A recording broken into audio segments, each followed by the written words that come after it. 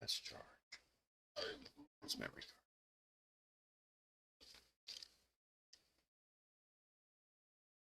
Should be a notification. Send Michelle. Yes. Good.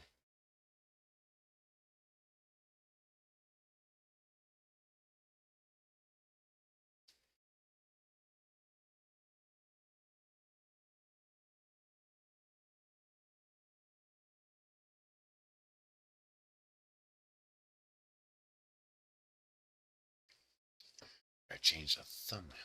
Ah. Hey, Matt, you are first. And 3D Medic is second.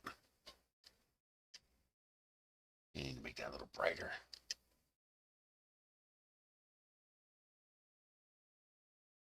Go. How are you gentlemen today?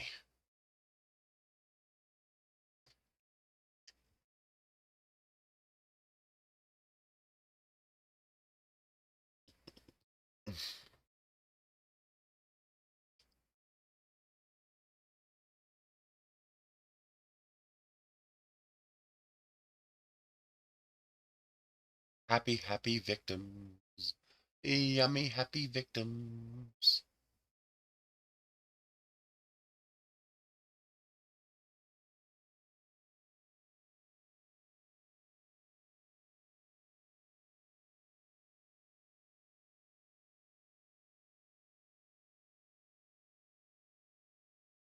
Let's see. Let's do this. Nope. Take a screenshot. It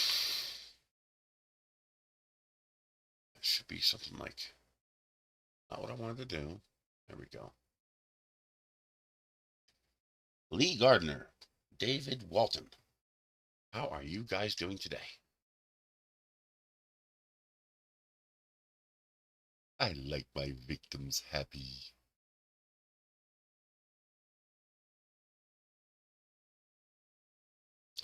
Drone shots. How are you today?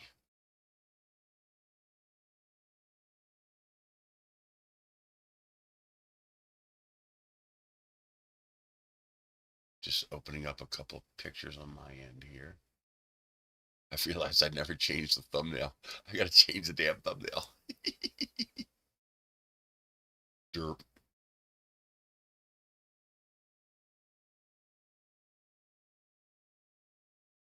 What the hell? Why isn't it letting me import the picture? Why is it trying to do that? I don't get it. What the hell?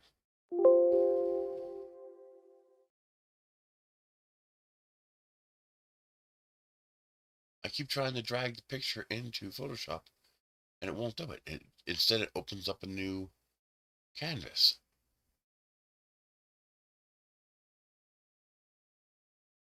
Nice. What'd that conversion cost? Meaning, what the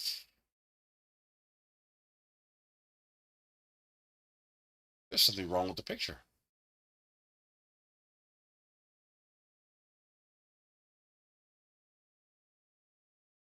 Save original.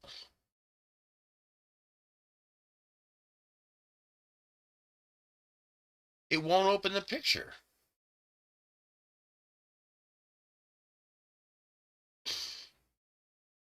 We save it as a JPEG.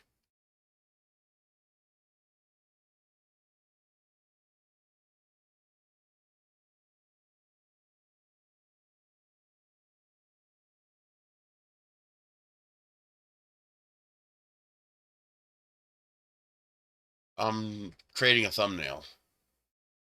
And for some reason, what the fuck is going on? Why can't I open a picture in Photoshop?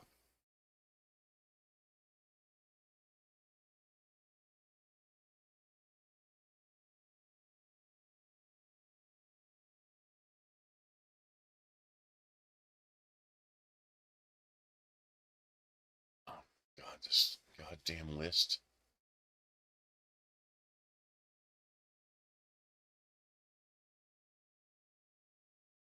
The file name is too long?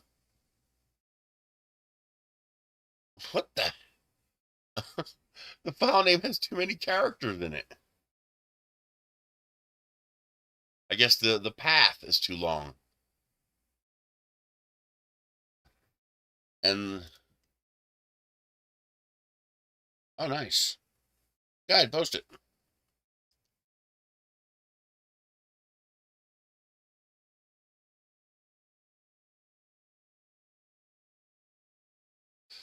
The screenshot saves it as the URL address, and it was so long that it wouldn't open it. But instead of telling me that, it just opened up a blank canvas instead. And it wasn't until I went to File, Open, and went to it, and it says file name too long. And it's called poor error writing. You should have told me that from the get-go. Better yet, just shorten the damn file name. How's about that, genius?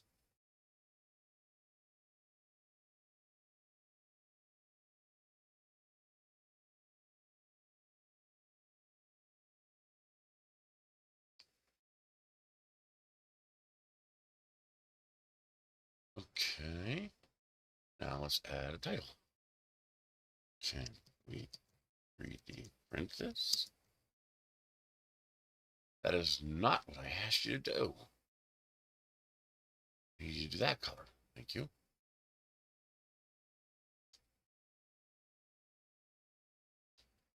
Question mark.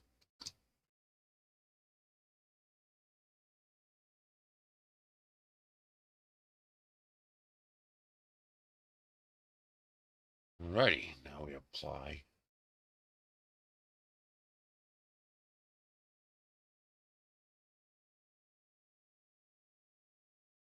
What I'm saying is it equitable to buy the upgrade kit versus just buy the whole printer and now you have two printers instead of one?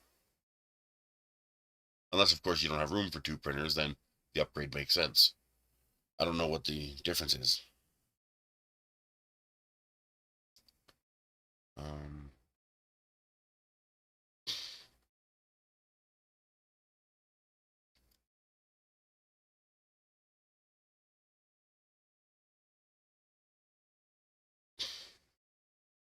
Where the hell did that come from? Extra letter does not belong there.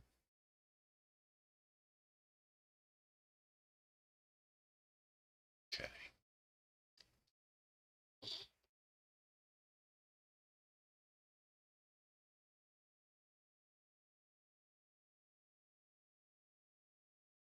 Come on.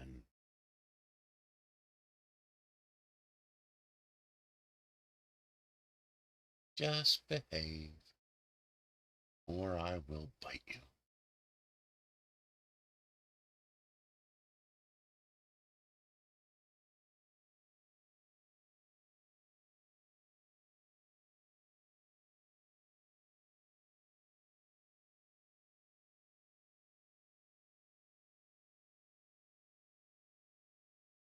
Let's see. Edit. And change the thumbnail. Michelle pop in yet? Nope.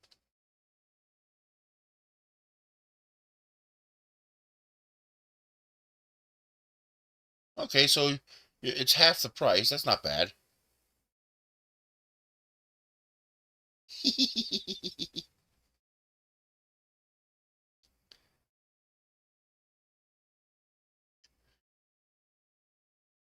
There it is. Change the thumbnail. Yeah, I forgot to make a new thumbnail, so now I'm making a new thumbnail. There. New thumbnail.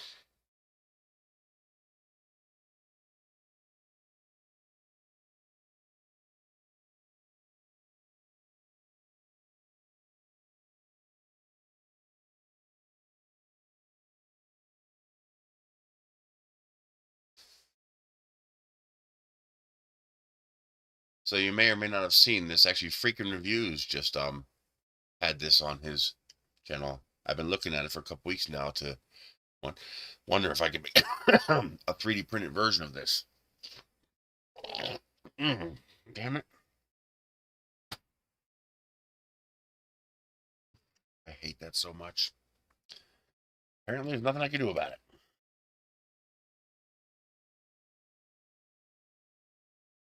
Just have to live with it.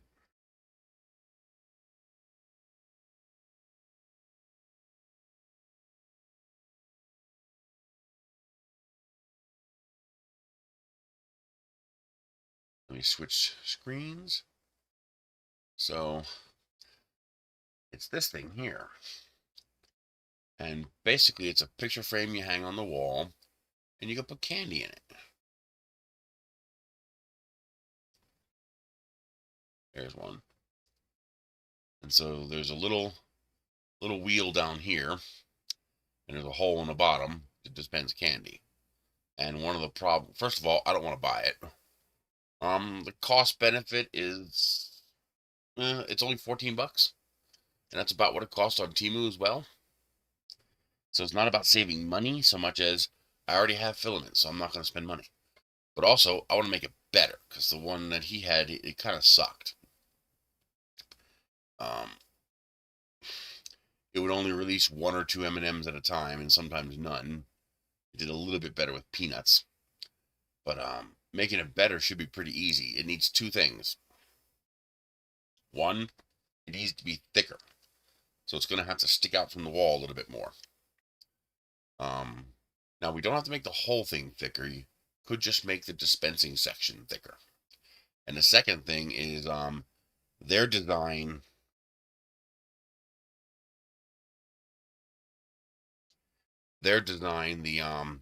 It's just a wheel inside. It's just a wheel inside that has an opening. And so when it turns toward the top, the candy falls in. And when it rotates around the bottom, the candy falls out. And so the 2 things I'm going to do is, number one, I'm going to make that part of the frame thicker so we can get more candy out per shot. I'd like, 5 or 6 M&Ms per turn. And, or Skittles. And then also, I'm going to put 2 teeth on it. So I'm going to have an opening with 2 teeth. And those teeth will stir up the candy as it rotates. Because what can happen, especially if it's thin, is 2 of the candies can sit next to each other and clog the opening. And so by having even just 1 tooth, something that'll just push the candies out of the way, it'll cause them to rotate and move. Like, what do you call it?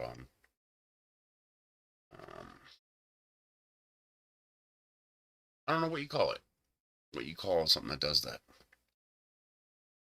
Basically to shuffle them up a little bit, so they tend to want to fall through. So that tooth will do the job of you taking the picture frame and going, shaking it to get the candy to settle correctly, which, is kind of lame to have to do that. And now we could design it to be all 3D printed and use a sheet of PETG to create the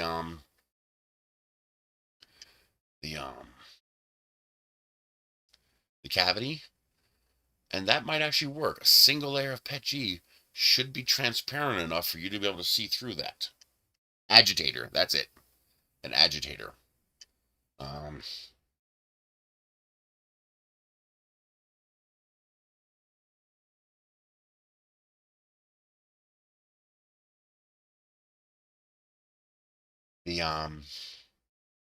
But we can also do more. So I could make instead of having to, well, there's 3 ways. It's 3 ways to do it. One is flat like this. The idea is that it looks like a picture, and yet there's actually candy inside. The other way is to make it a relief, so it has a little bit of 3-dimensionality to it. Like the white part would be flatter, and the actual candy machine would protrude a little bit to give it that little bit of 3D. And then we could also go bonkers 3D. We could make it an actual half bowl, actually sticking out from the surface. to make it like you cut a candy machine in half and stuck it up on the wall. That'd be pretty cool too. And so I want to try to do that. So the first thing is to create the base mechanism. So the funnel that comes down to the release. This is really annoying when it does this. Ah, screw you. It keeps zooming and makes it hard for me to do anything.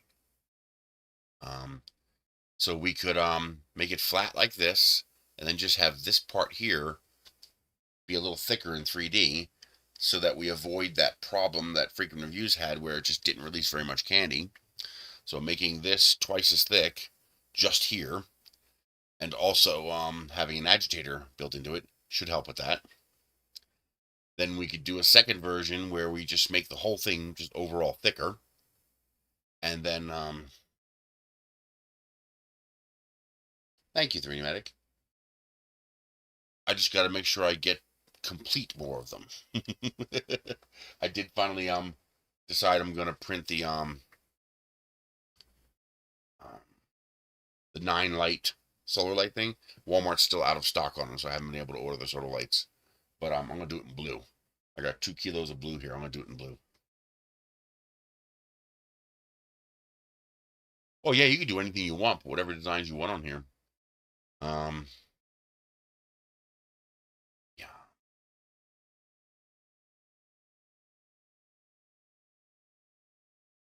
So the first one is to duplicate the original, as closely as we can, and make this part a little thicker so that you can actually dispense a reasonable amount of candy. Then the second version is easy, just make the whole thing thicker. Although there's no real reason to make the whole thing thicker. It holds plenty of candy. The second one I'll do then is to make it a relief. So instead of this being flat, we can have these things here pop out a little bit. Still flat, but extruded a little bit. And then to really go crazy, we'll actually, make the whole thing three-dimensional. So have this actually be a sphere that pops partway out of the print, and do it all in all 3D printed, all clear, use clear PETG for that part. Let's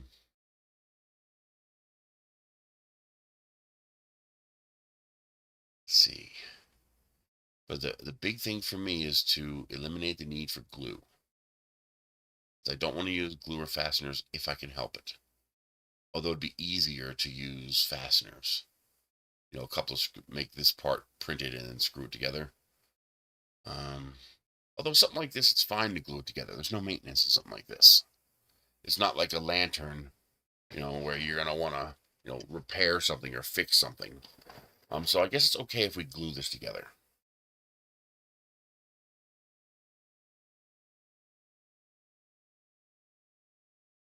So let's see. I know how to make the frame. That's actually really easy. I'll show you guys how to do that. It's pretty cool.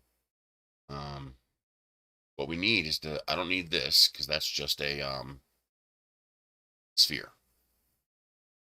So what I need to do is I need to delete a bunch of this picture, basically. Save image as.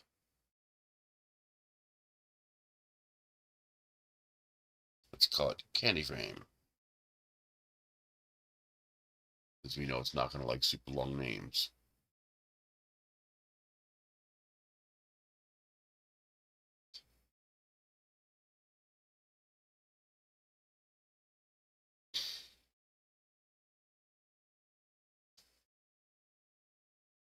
Hey, Michelle, you got the link.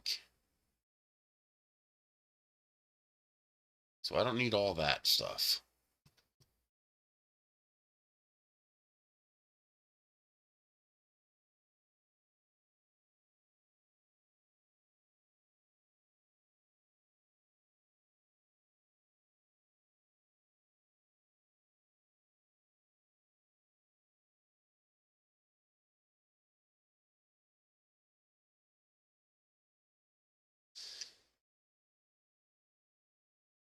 Alrighty, so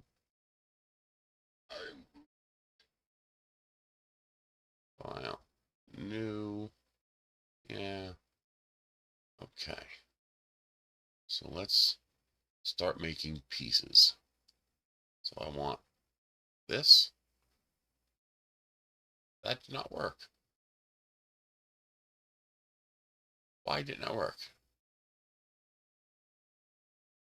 Oh, I know why it didn't work. It's fine. Okay.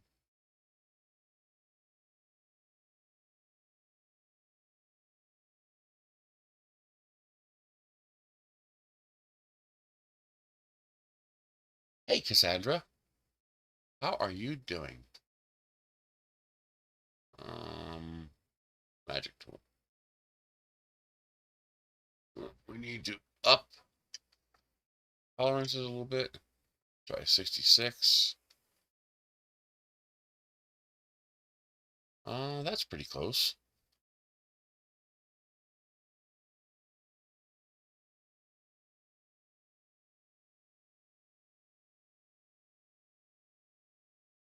Yeah, that's close enough.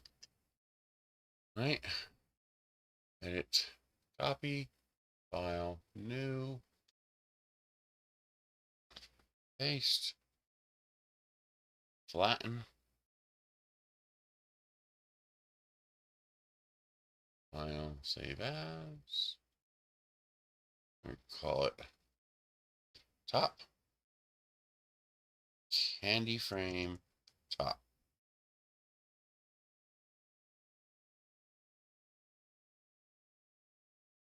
We're going to save it as maximum size.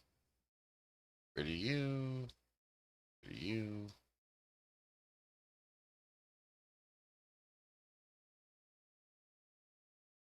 Wait a minute. Let's grab the next chunk, which is going to be this. Copy. New. Paste. File. New. Paste.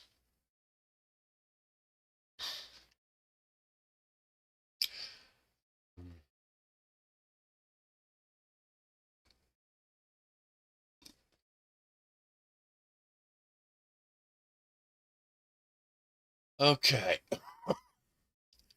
Now what I need to do is to, okay, first delete the background. That's pretty good.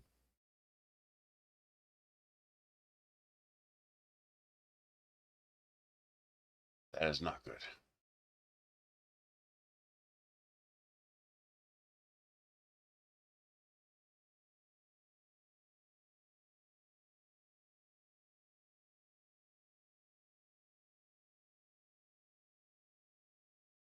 Oh, come on. It keeps grabbing the edge of the canvas.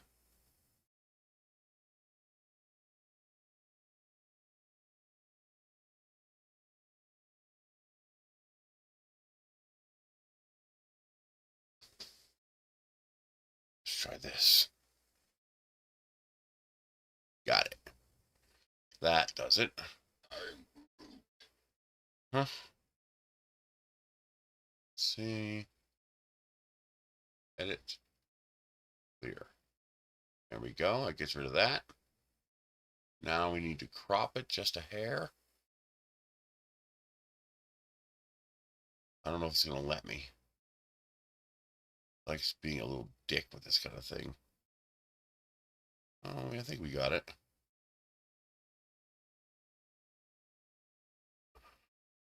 Good enough. That's not going to work. So, nope. Okay, so first thing we're going to do is make the canvas a little larger. We're going to do relative. We're going to do 20 and 20. That's inches. No. Pixels. So let's do 50 and 50. All right, that gives us more space to work with. Image, rotate canvas. arbitrary.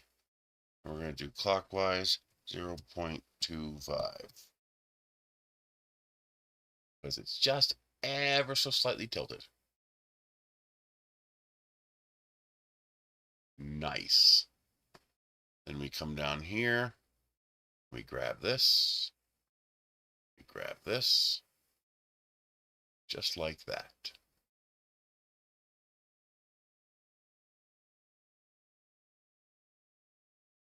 Okay.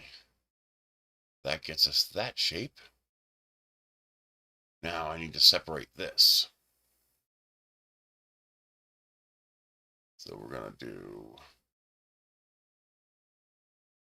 this. Come on.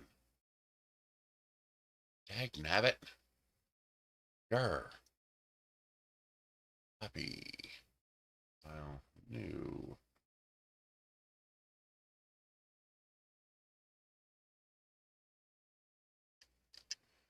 Okay.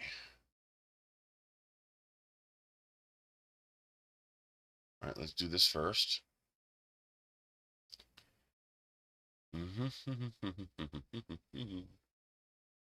Get rid of you. We're going to select the background again.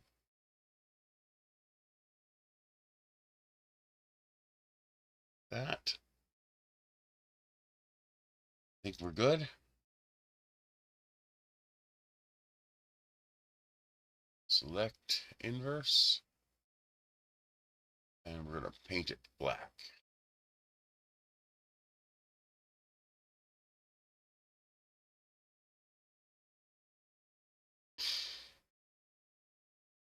That bottom corner is a little screwed up. I can fix that in post. I better fix it now. Just make it easier.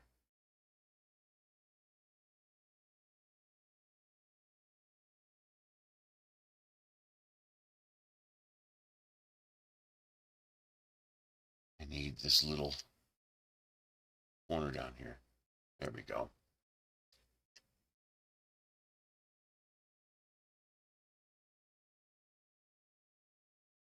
There we go. Okay.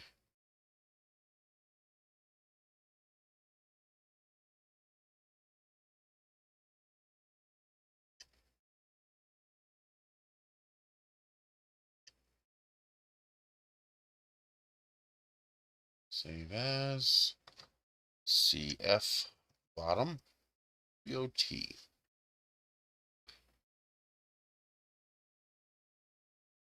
Don't need you anymore. I don't need you anymore. Just need you now. Let's see if the magic wand will play nice.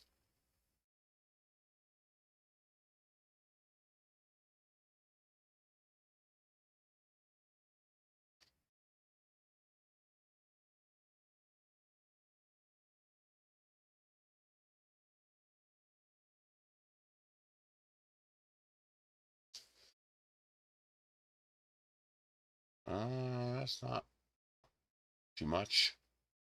Okay. You fit on screen.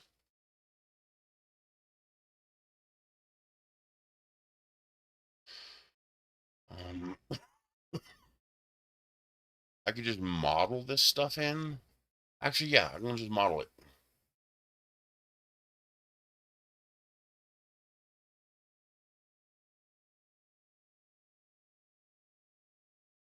Okay.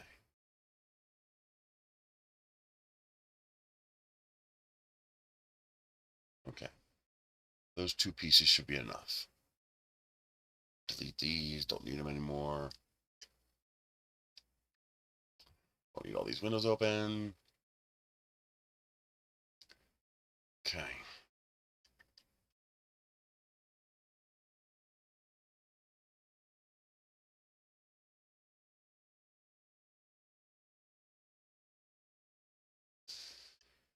Choose files. Ow.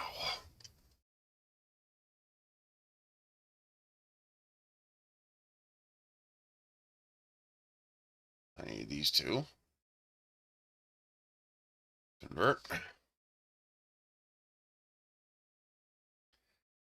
Oh, man. This chair is making me sore. Let's see. Download the top. Download the bottom. Now we go into Tinkercad.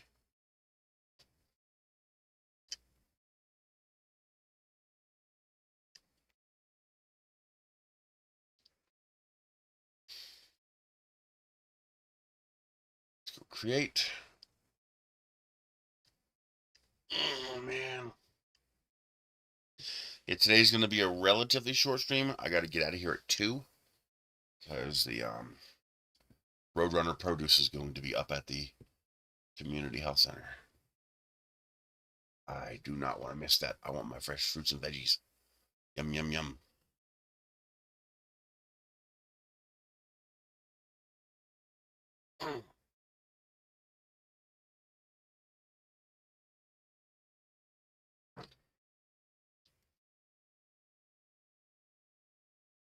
Let's see, import.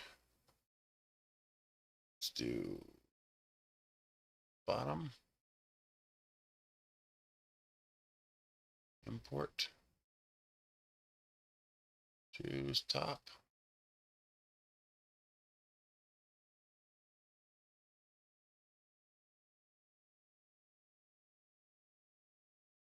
Okay.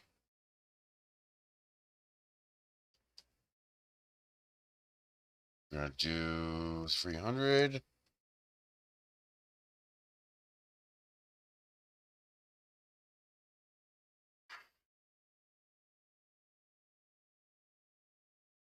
So there's the candy bowl. Now for the flat one, we're going to use the cylinder. Increase the number of sides.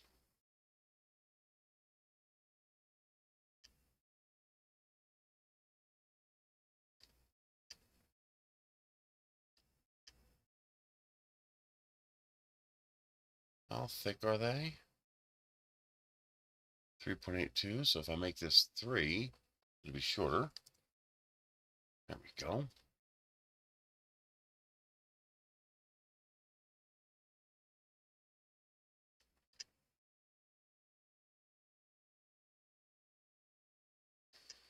Okay. Let's do an align.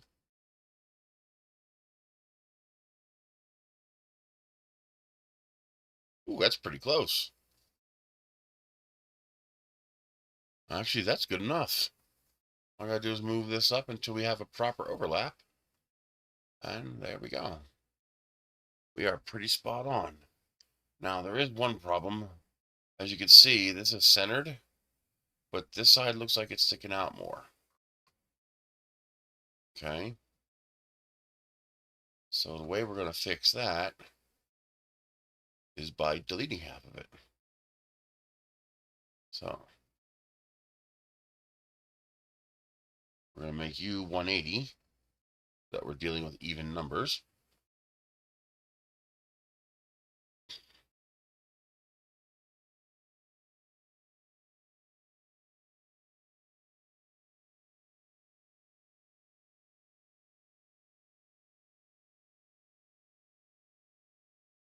Yeah. Okay. So that side looks a little better than this side. So we're going to do this.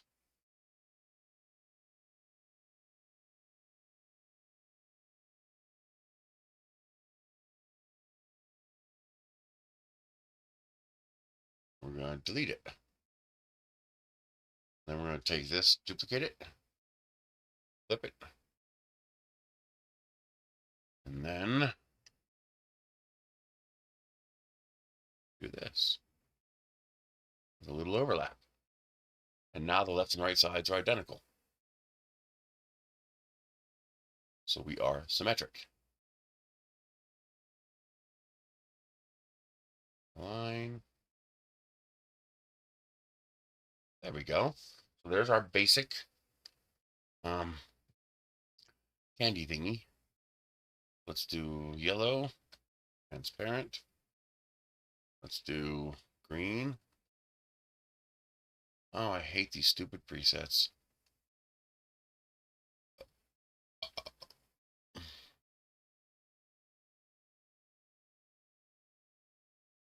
Okay, so there's the candy machine. Does that look off?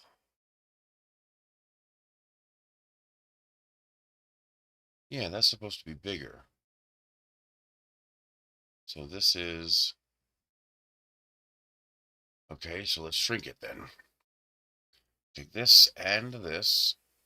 Select both. Select this. Do 250.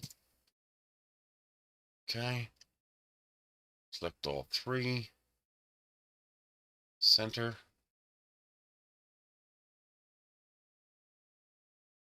That looks fine.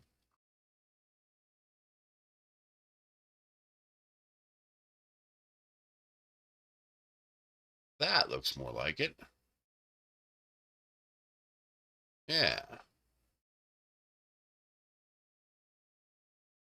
I'm happy with that.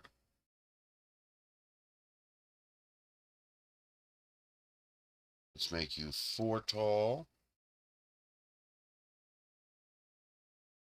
Make you 4 tall. You should be 3 tall. Yep. Just for now. Okay.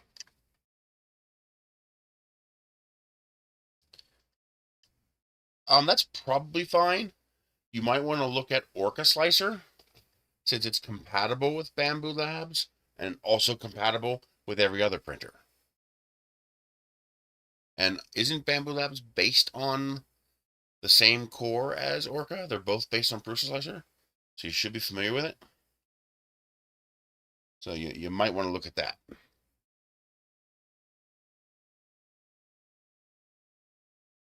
Really?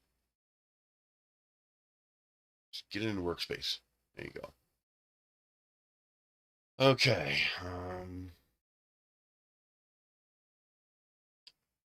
Now let's add the other parts.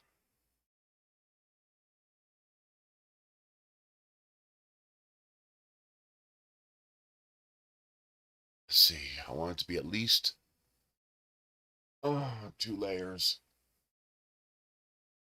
And I'm going to print this at 0.4. So it's going to be 0.8. Let's do 3. So that's 1.2.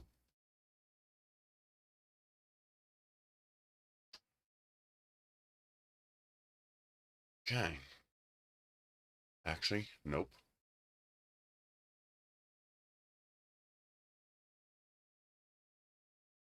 That's not for designing. That's for printing. For designing, you can, if you want something quick and dirty just to get into it, you could try Tinkercad. It's free and it's visual based. If you're serious about CAD, you got Fusion, you got was it CAD 123, and you also have SolidWorks, you have Onshape. Most of them have some variety of free version. If you're going to do more organic stuff, Blender's available. Maya maybe might be another one. It all depends on what part you're doing. They're all different. Blender's for manipulating organic shapes. Things like SolidWorks and Fusion and Tinkercad are more for, blueprint CAD type modeling. Tinkercad's kind of a mix between Blender and Fusion, but simplified. Slicing is after you already have the model file and you now wish to process that file to G-code. That's what the slicer's for. So it just depends on what you're doing. Fixing models, I use Prusa Slicer because I can right-click and click Repair by Windows Algorithm, and I can simplify the mesh. If you want to do more detailed mesh work, you can use Mesh Mixer to make more detailed manipulations to meshes that already exist.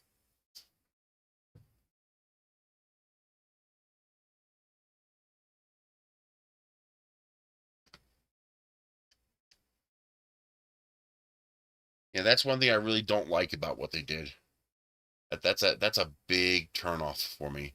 Locking down your hardware, okay, I can get that. But dictating to me what slicer I have to use, yeah, no thanks. I have no interest. As long as I can still use a third-party slicer, I'm okay with it. Because if I got a bamboo printer, I'm using Simplify 3D. Because that's what I'm comfortable with. To me, dictating that I use Bamboo Studio is like if I want to build your, desk or deck, you tell me I have to use Stanley or Craftsman tools. It's like, no, I use my tools. Okay.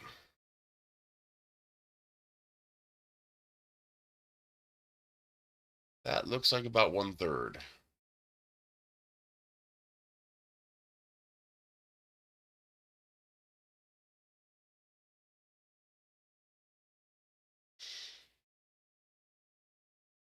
Yeah, start off by printing other people's models. Download some simple stuff. Don't do complex stuff. Start with simple stuff from printables, Maker World, Thingiverse, um, Cults 3D. Um, what's the other one?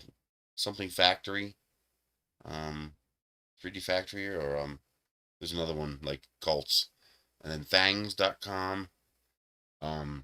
Learn how to use the printer. Learn how to maintain the hardware.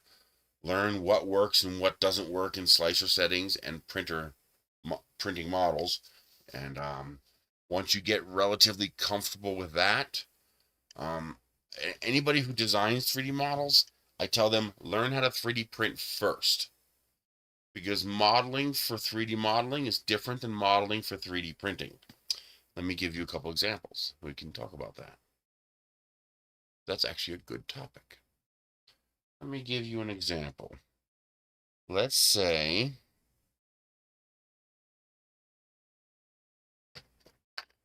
let's say I want to print this. Okay, I want to print this bottle. Well, this bottle has some pretty serious modeling problems to model it. Namely, this. Okay, you have this little lip right here that sits on. So this was designed for injection molding, which can handle this.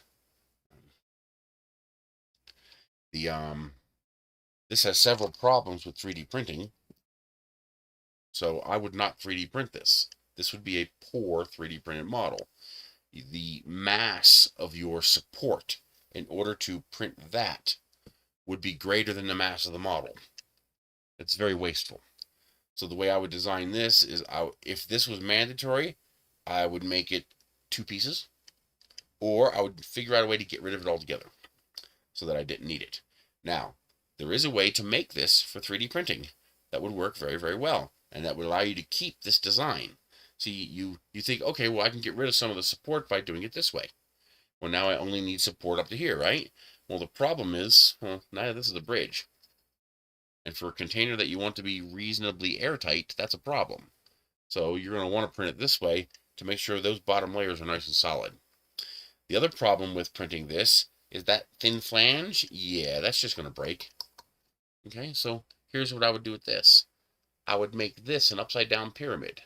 So this would have a 45-degree angle all the way down to here. So this would actually be pretty thick.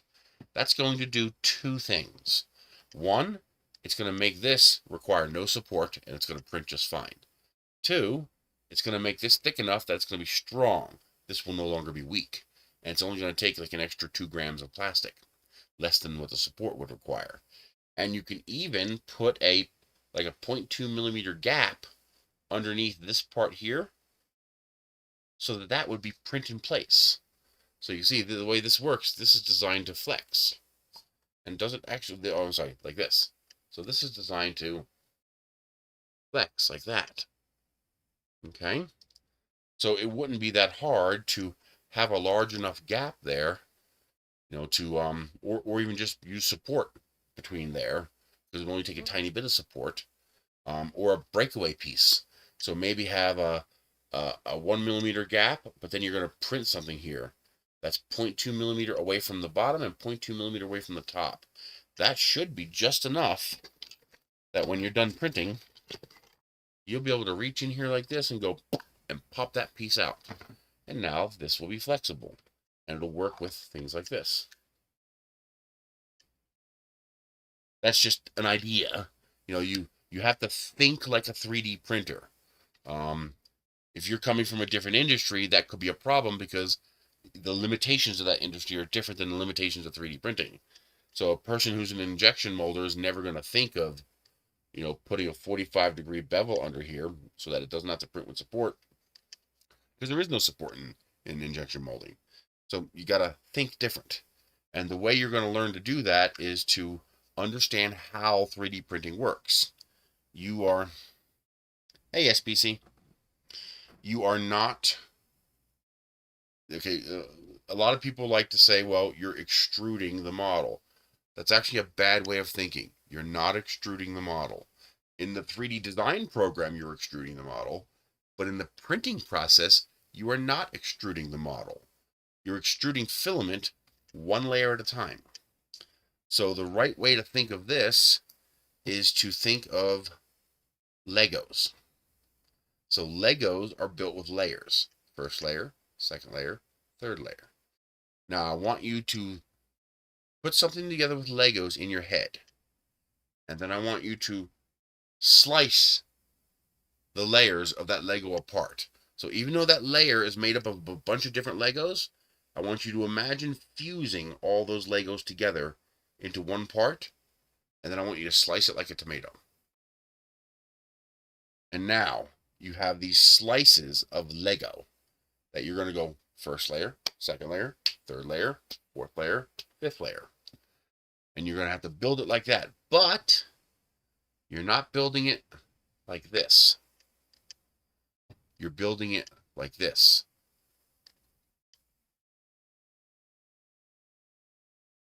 You see what I did? You're not just laying down a layer.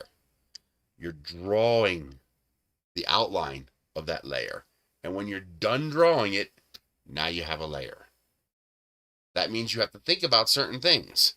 So for example, let's say I want to print this. And just for argument's sake, let's say I want to print it like this. Do you see the problem? You're thinking, well, this isn't a problem, right? It's attached to here. No, it's not. That's not attached to here. This is only attached to this when it's all done. But when you're printing it layer, layer, layer, layer, layer, layer, layer. So when you start to print this, you're only printing this little tiny bottom part right here. And it's not attached to anything. So what's going to happen? You're going to print it and it's going to go because it doesn't have the rest of it to hold it up.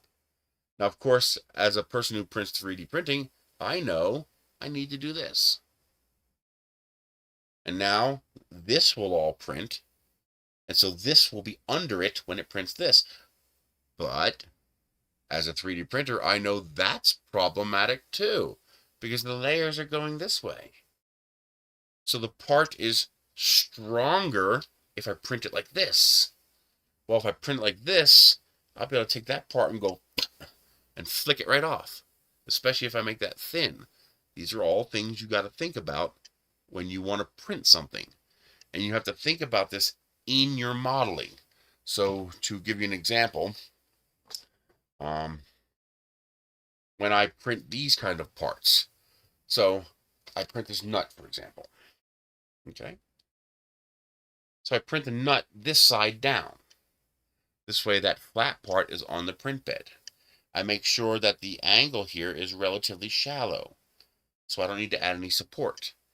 And then even though these threads are inside there, this way they require support, this way they don't. You have to think about that kind of thing. And then when I printed, I don't want to take that out. Actually, I probably can take that out. I might be able to get away with that.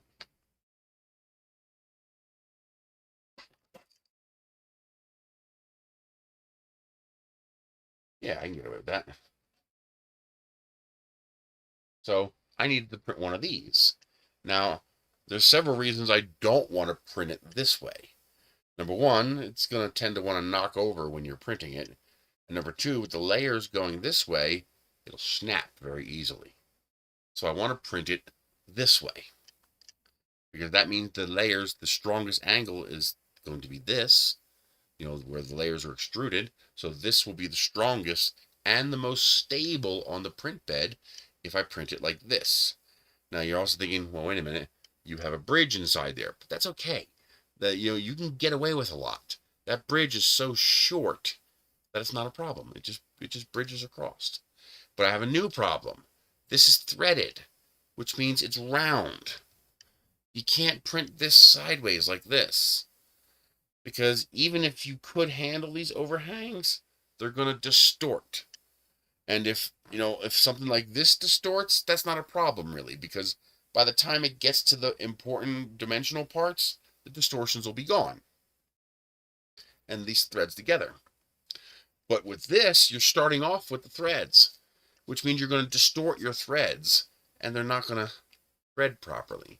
So to make it easier to print and to make the threads more accurate, I take a circle and I chop off the top and bottom of the circle. So now instead of having a circle, you have this shape, like what I did with the ball here.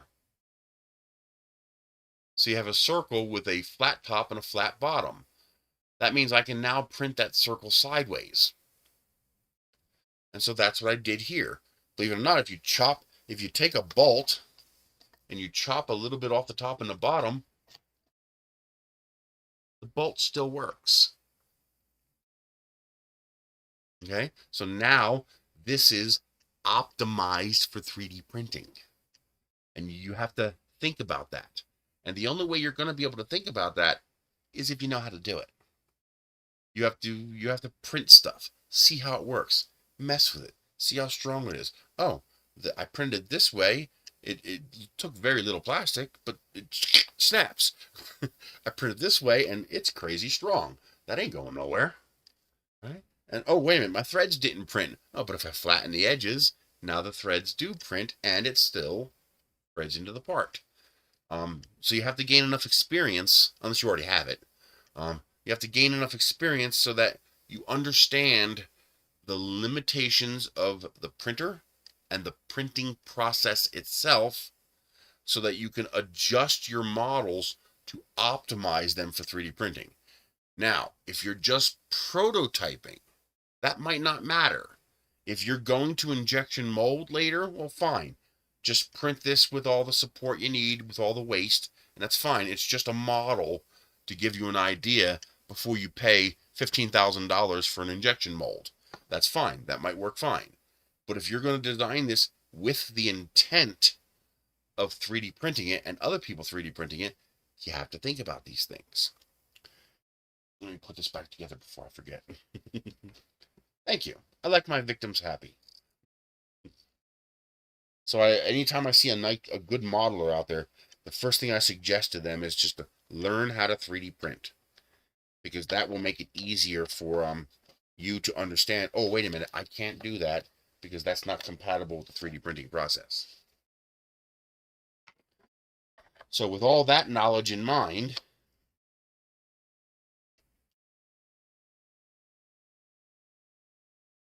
I designed this entire thing to require no glue, no screws, no cement, no adhesives, no fasteners, no staples, no straps, nothing.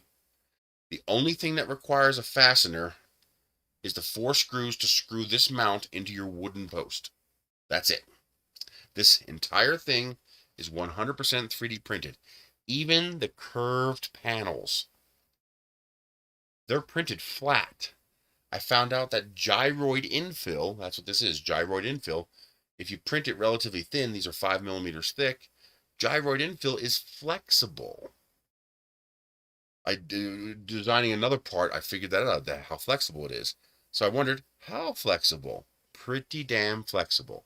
So this part and this part have a channel all the way around, and then these supports also have a channel on each side. And so you very carefully, it's a little annoying to put together, you very carefully flex the panel and put it in place here. The first two are easy, the third one's a little bit troublesome, but it only took me, what, 4 minutes, 4.5 minutes to put this together? So it's not bad. And over time, these will actually keep that curve, so they won't lose the curve. Um, but yeah, it worked out fantastically. And so now this is 100% 3D printed with nothing needed. The only thing you have to buy is the 4 screws to put it into your fence post and the solar powered light bulb, which is like $4 on AliExpress. And that just popped right in there. And no support, no special printing techniques, nothing. Not yet, I don't. I'm going to work on that because a lot of people are asking for that.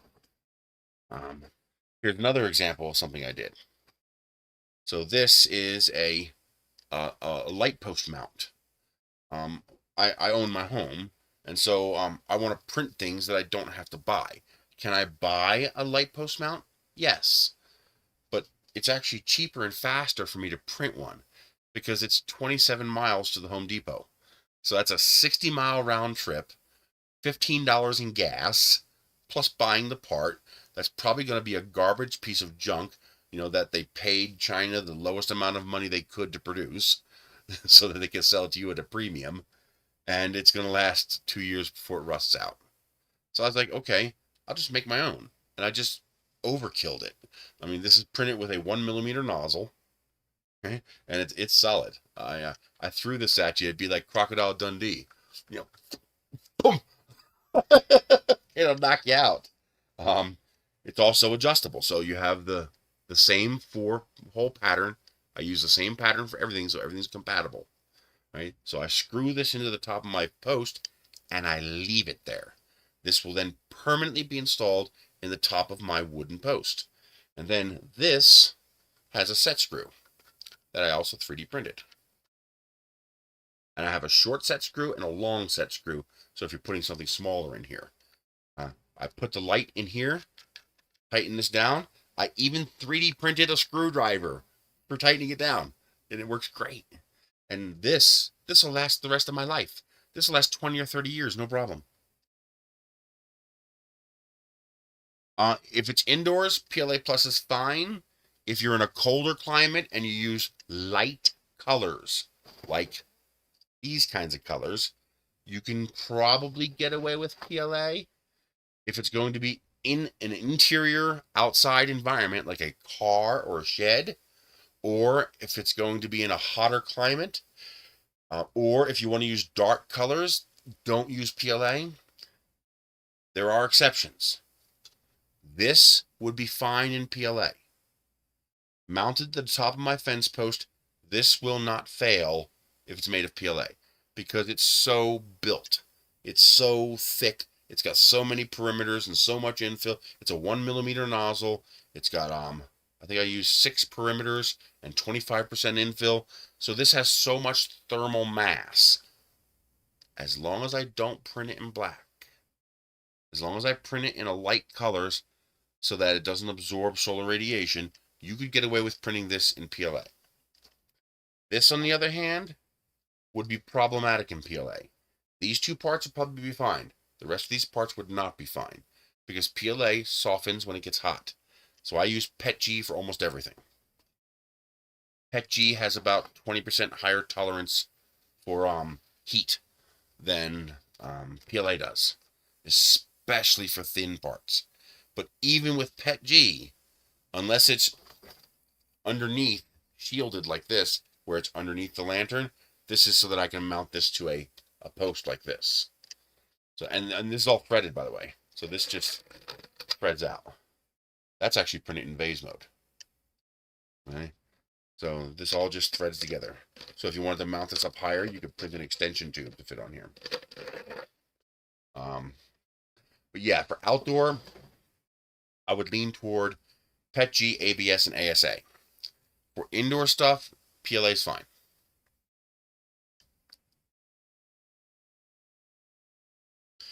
Although the new HT PLA is supposed to be pretty damned impressive.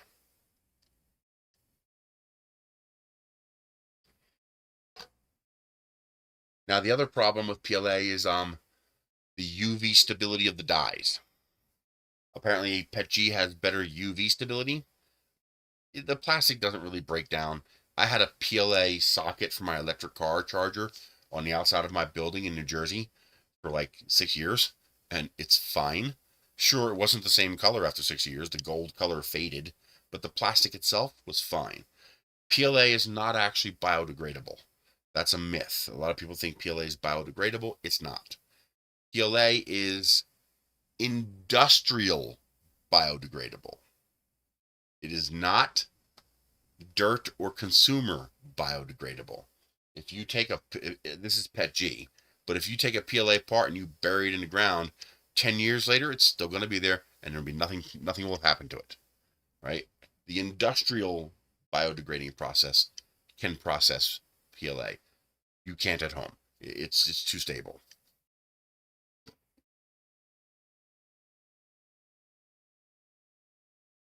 It's just clear PETG.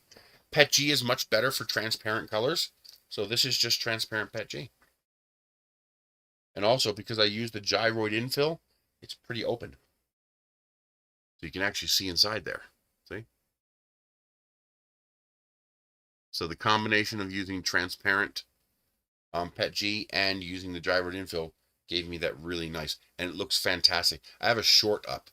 If you go to my channel and click on my shorts, like 2 shorts ago, I posted a video of the single bulb white version of this outside of my yard.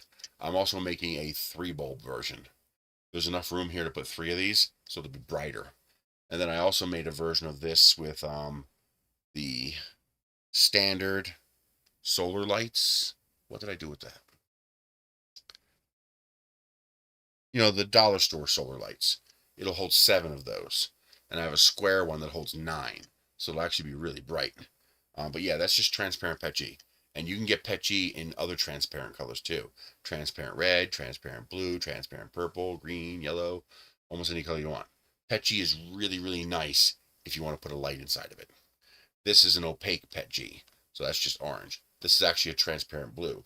So you can see it has a little bit of luminosity. It has a little bit of like a clear look to it. So I could print these out of the blue if I want, but I want it clear.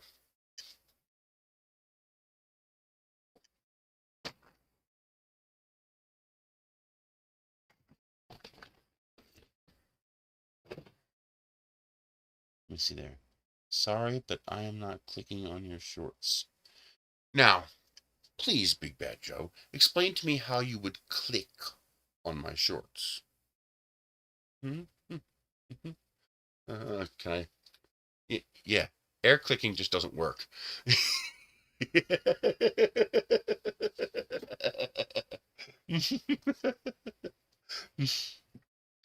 But I'm printing another one of these exactly the same using 1 bulb, because where I'm going to put these, I don't need it to be bright enough to light up the ground to walk by. It's just for decoration to mark my entrance to my driveway. I just want it to look really nice both at night and during the day. So I'm going to print a second one of these that's identical with a single bulb. And these are, I have 4 6x6 posts at my front driveway, and one of these is going to go on each of the front 2 posts. So I'll have this really nice, pretty lantern to mark the entrance to my house. Now, when I print lanterns for the driveway, you know, where I might walk, those are going to be the multi-bulb ones because I want them to be brighter.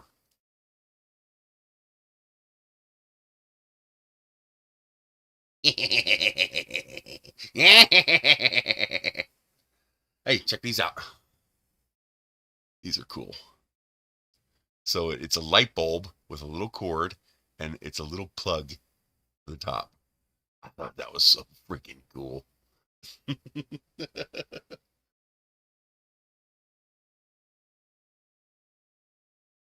it's got a nice back too, so it's one of those big wide backs that's both plastic and metal, so it stays put. It doesn't yank on your ear too much.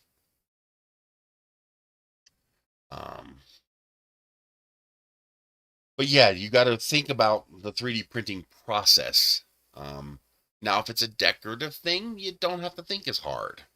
But think about, where's the support going to go? The more support you can eliminate, the less failure prone the model is. I also design my models to be as fail-proof as possible. Let me show you an example of that.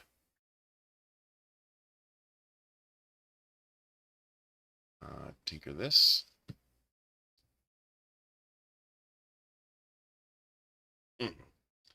These are just little things that I do to my models just to make other people's lives easier.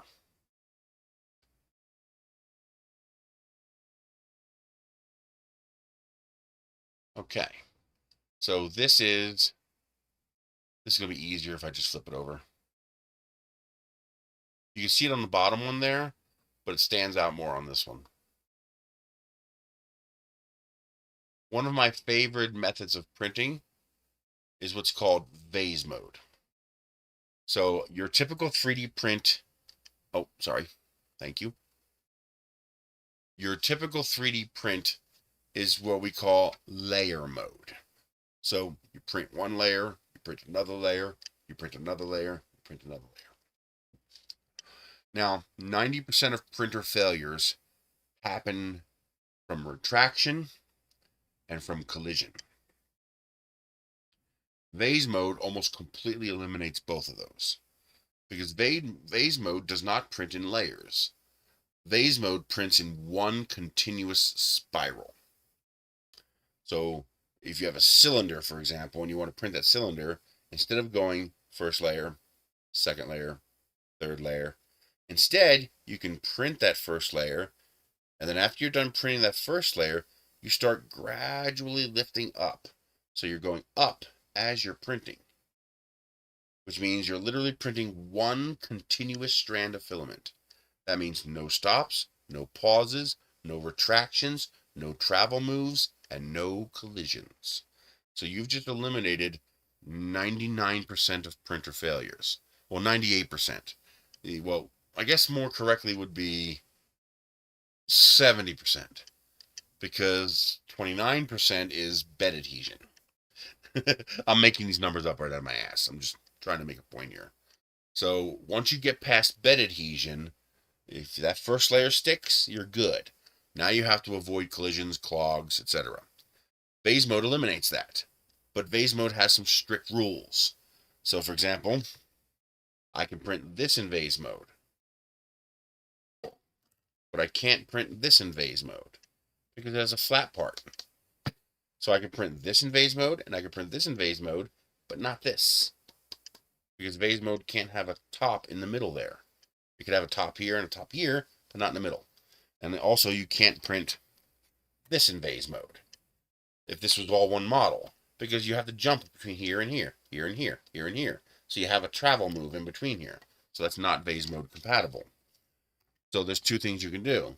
You can design the model to be vase mode compatible, if that's possible, but you can also leverage vase mode tricks in regular models.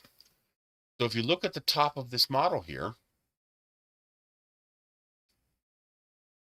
oh, I forgot to put a cut in here. There should be a cut right here. That's okay. So to print this, let me show you what that would have to look like. Actually, did I download it? Yeah, I did download it. Again, this all comes down to understanding how 3D printing works, which makes designing models easier. Not easier, but printing them easier. And your users will appreciate that. I thought I downloaded that.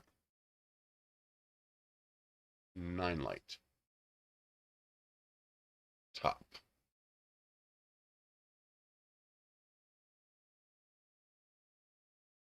Nope, that's in phase mode. Can't have that.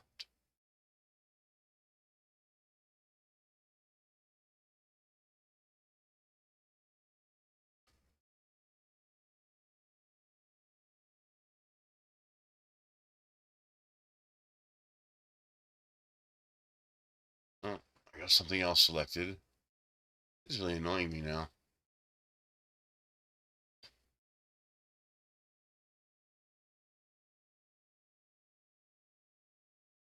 So I want to print this.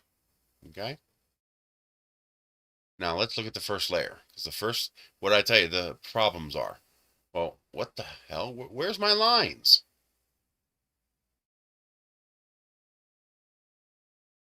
What did I do wrong? Are they there? Son of a bitch. Oh, they're not there.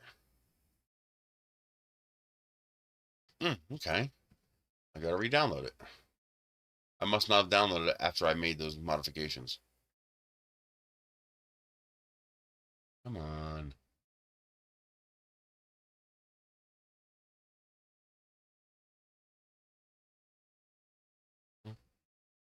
Top. Export.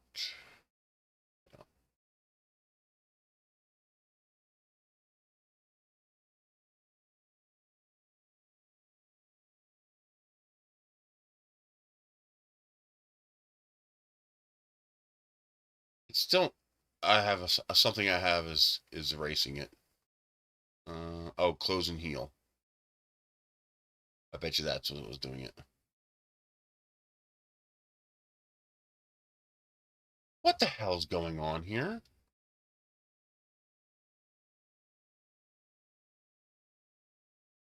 Is that what was doing it?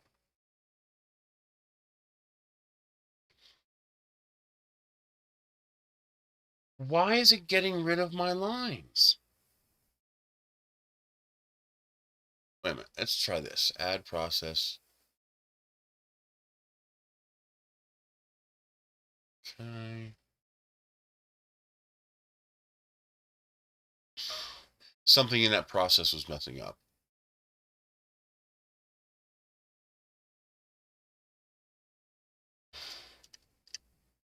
This is starting to piss me off.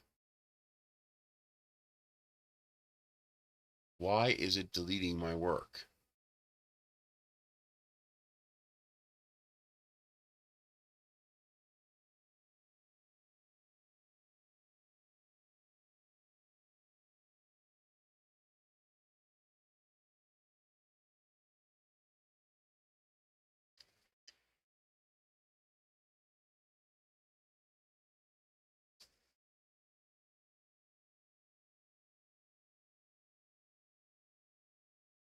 Something's wrong. It's deleting my work.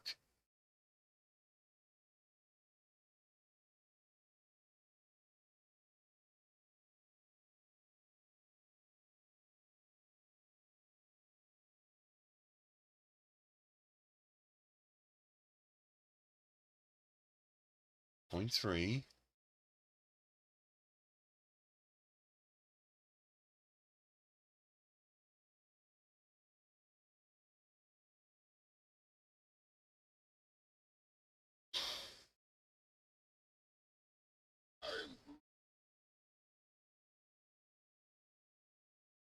What the hell? Why isn't it printing a bottom layer? I told it one bottom layer, didn't I? No, I told it 0. Oh, influence. Get rid of that. Something's wrong. My settings are goofed up. I'm doing something wrong. I don't know what it is. It's deleting my lines. Why the hell is it deleting my lines?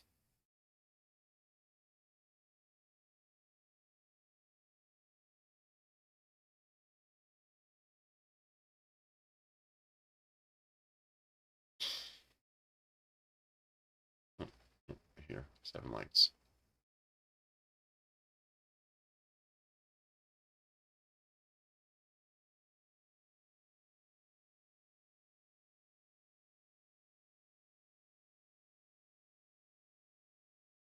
Where's my factory file?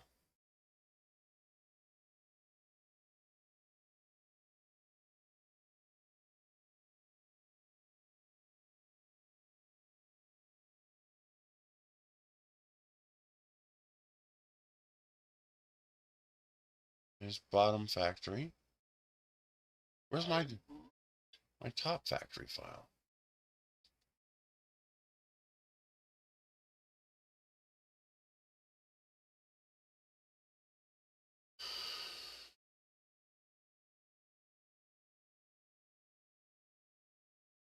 See, that's got it.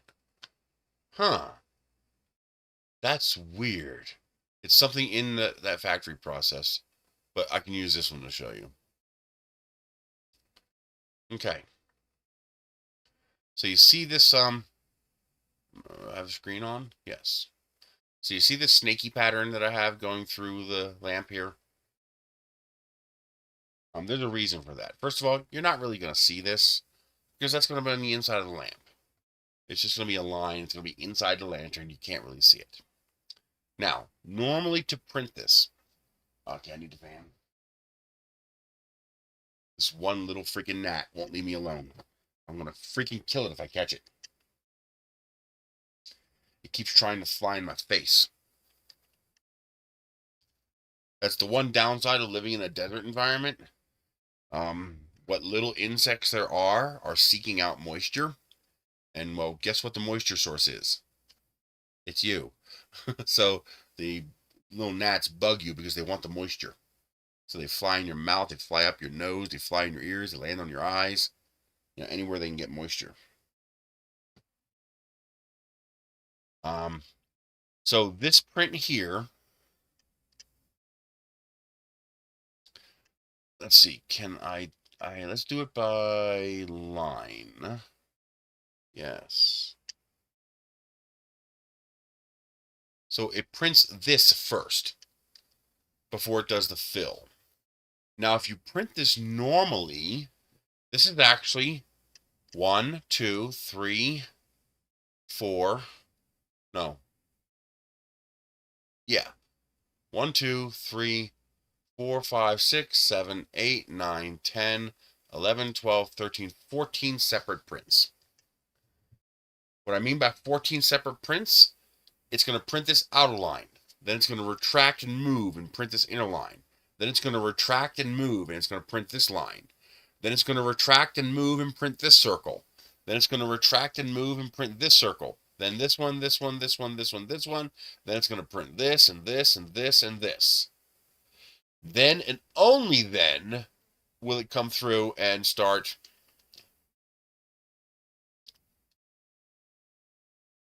adding all that fill, which connects all those little islands together. The problem with that is that each time it makes a retraction and moves, it's like, hey, Jerry, well, you're late today. You're usually one of the first ones. Oh, look at my kitty cat sleeping there. I need a picture. I need a picture of my cat.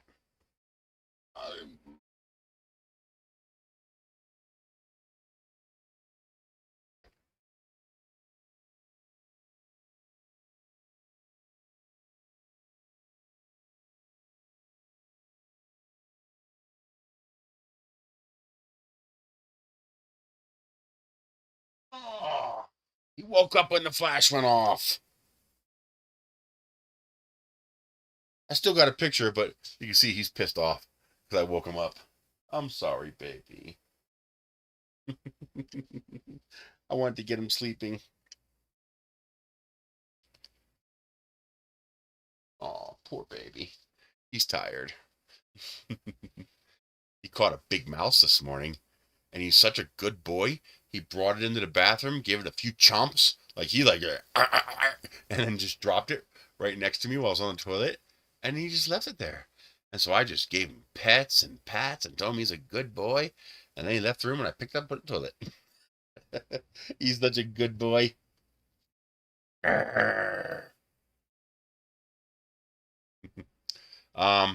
So the problem is bed adhesion is a problem with prints. And if that first layer doesn't stick, your print's going to fail. Or even if it doesn't fail, it's going to be sloppy. You're going to mess up certain parts of it, potentially ruin the print. So vase mode, this is vase mode. If you get rid of the green infill, this is basically pretty close to vase mode.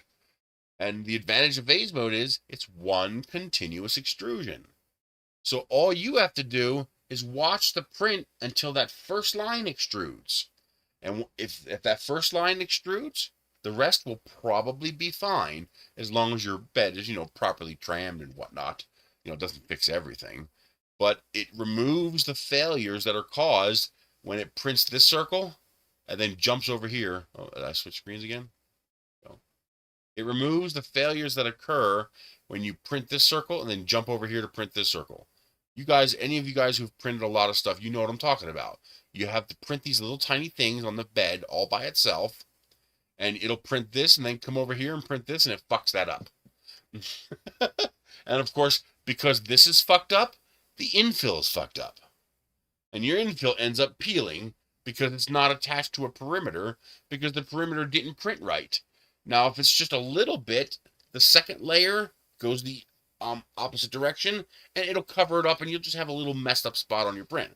But it could also trash the entire print, especially if it messes up a huge portion of the infill, and then you got to stop and start over again.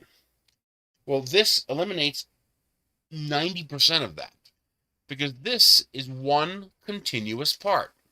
If you follow me along here, it's going to go along this outer circle here, all the way around to here. Now, instead of stopping and jumping to this circle, you can see I connected it with a line. That line is almost zero width, 0.02. So the plastic is going to fuse together. This will be solid, okay? And what it does now is instead of stopping and jumping over to here to print the circle, instead it just, without any pause whatsoever, it continues extruding, and it comes in here and it comes over here. And then it follows this line and comes over here and draws this square and comes back, comes over here, goes through here, prints this top half, comes over here, prints this part, goes through here, prints half of this, comes in here, prints half this all the way around, comes back, prints the other half of this, comes back, through here, through here, through here, through here, all as one continuous path. Loops around, now comes back and starts printing the other half until it gets all the way back to here. And then it stops and then does the second perimeter. The point is, it does all 14 of these shapes in 2 actions. 1 action to print this ring here, and 1 action to print all of this, which dramatically reduces the probability of failure. Because because where the filament is going to have the most likelihood to not stick properly is when you stop, retract, move, push, and begin extruding again. That's where it's going to fail every time. Sometimes it pulls up the tail of the last line of filament. And sometimes when it extrudes, it doesn't quite stick for the first 2 or 3 millimeters. And then, of course, when that doesn't stick for the first 2 or 3 millimeters, it pulls its own tail up like this. How many times have you seen a print do that, where it pulls its goddamn tail up like that, especially Pet G? Oh, it's such a pain in the ass. So doing little tricks like this solves that problem. And it's a little work for me to put these lines in, and those lines are only in the first layer. When you go to the second layer, it's solid. It's just enough to improve the odds of that first layer sticking properly.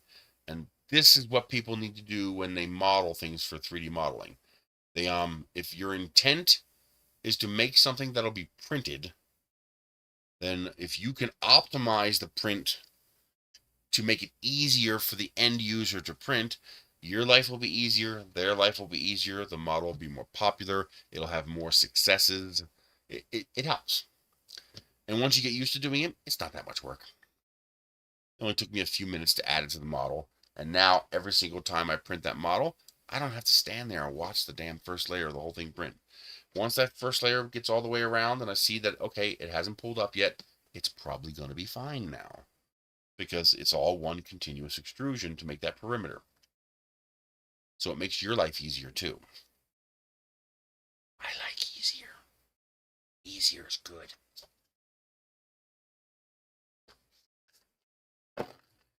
I love when they give me a 3-month supply of pills and I get these big bottles, because these big bottles are so handy for storing stuff in. Oh, I scored a deal on some security cameras. See you later, Matt. Um, I got I paid $51 for 8 of them, and so the whole house will be covered now. And I need memory cards since I don't want to pay for the cloud service. I got memory cards on AliExpress for $1.59 each for 2 GB cards. I mean, yeah, sure, they're going to be crap, slow cards, but who cares? They're going in a security camera. These cameras don't record all the time. They only record a clip when there's motion. So the memory cards aren't being abused like a dash cam abuses them. Like, I would never put a $2 memory card in a dash cam. It's going to die within a month or two. But a security camera that records 1 or 2 clips a day, it lasts for years. um, let's see here. Let's get back to the candy machine. Close all this. But yeah, the more you can optimize your models to optimize them for 3D printing process, the better your models will print, big time.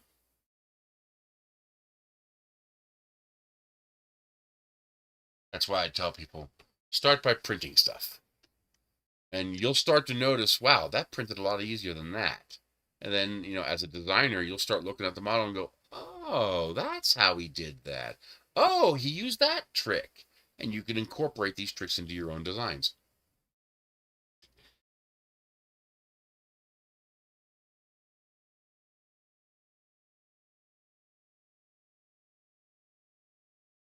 So, for example, I'm going to make this height 1.2. And the reason for that is I want it to be 3 layers thick. So by making it 1.2 and printing at a 0.4 layer height, that will be exactly 3 layers. If it wasn't 1.2, the slicer might do weird things if it has an odd layer. On something like this, it probably would be okay. But on other things, depending on what you're doing, you could cause yourself some headaches that you don't need to have.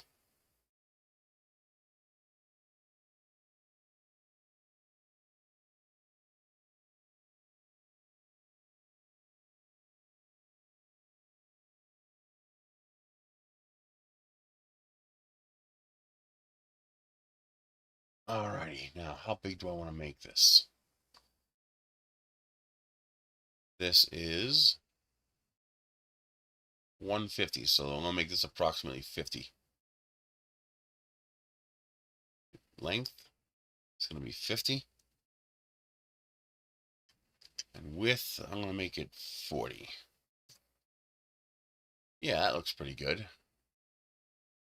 Actually, I think I'm going to make that bigger. That top one was a square, wasn't it? Oh, no, the top one was wider than that. Okay, so let's make this 60. Yeah, that looks good. Control D, bring you down here. And now let's make you 40 by 30. That looks pretty good. Change this to silver.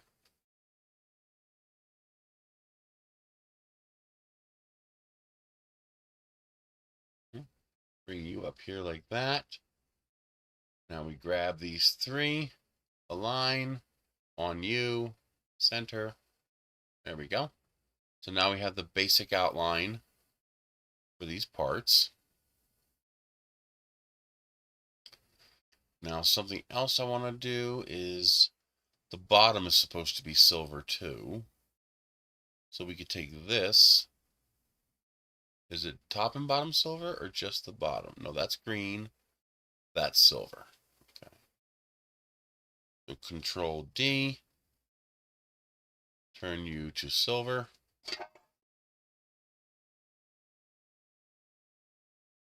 Okay.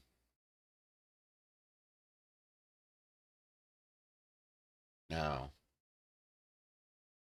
we put a box in here like this. I mean, really? You're just going to mess with me?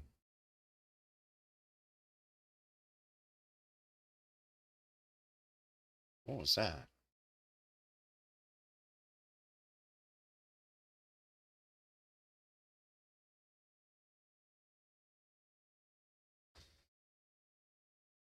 God, these freaking flies.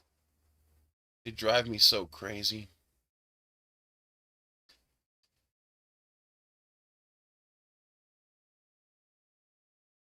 There we go. Take the silver and this one. Join it. There we go. Let me make this 1.2 taller. Or 5.2. There we go. Actually, we should do it right.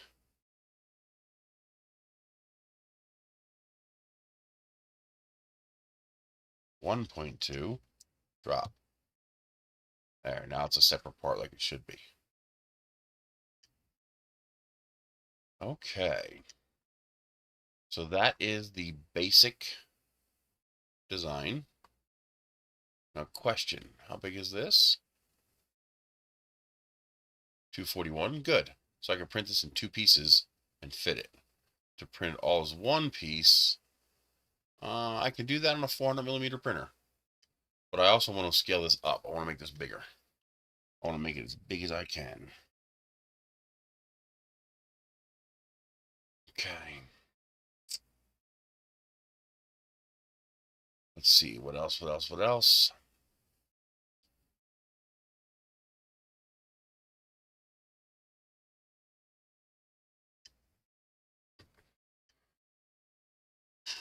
Get my bigger screen area. Oh, man.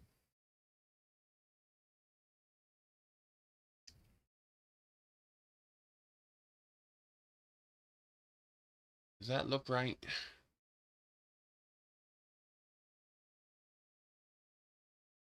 That should be more square.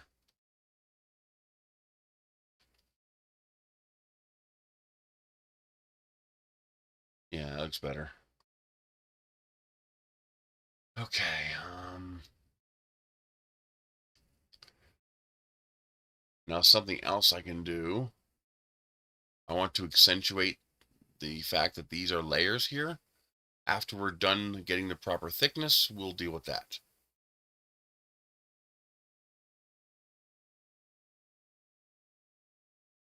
So let's say I want to make it, how thick do I want to make this? 15 millimeters thick, I think might be enough. It's 4, so I have to go up 11.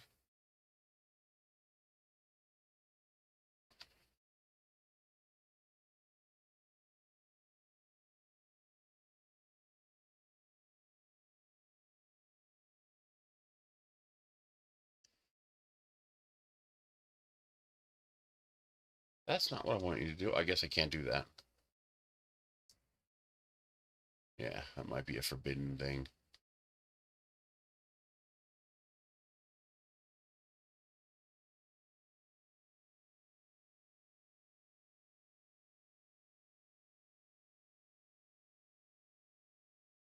Okay, so now we're 15 millimeters thick, which is probably pretty close to the original. Although we already know the original is a bad design. So let's just make it 1 inch thick. Let's make it 25. Yeah. 30. Let's just go 30.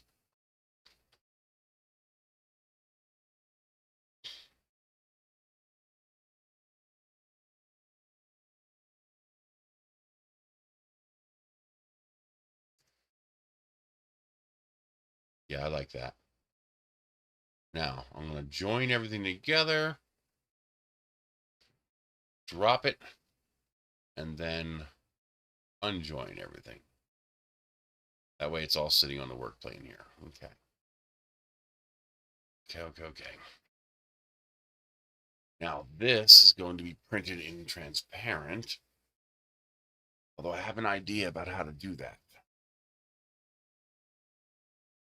It might actually make sense to print this standing up. You know, print this, change the filament, print this, change the filament, print that, or just print that as a separate piece to go on top. Because this is probably going to be a cap with a hole in it so that you can fill it with candy. Although the original fills from behind. Now we do need a little more details. So we need a rim. And we need these handles. So these are both recesses. That's a screw.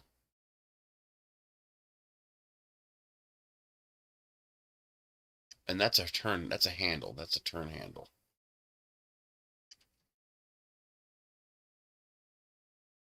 Theoretically, we can make the candy come out of here like it's supposed to. We don't have to have it come out of here. We could put an actual handle on here and have this be a door.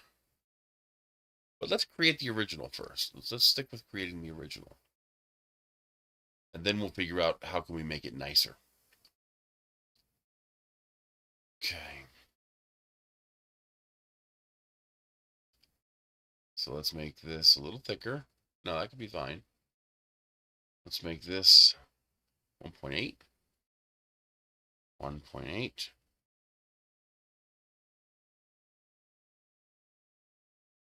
Then Control D.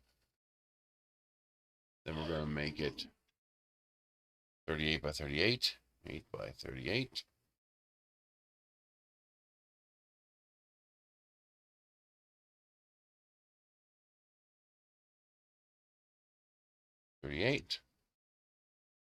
Come on.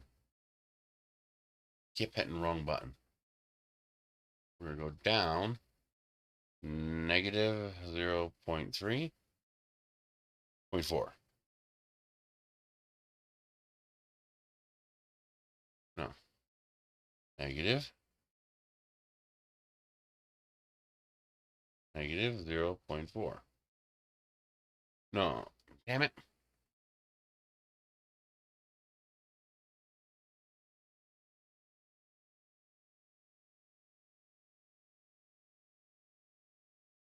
There. Let's do this. 1.8. 2.2.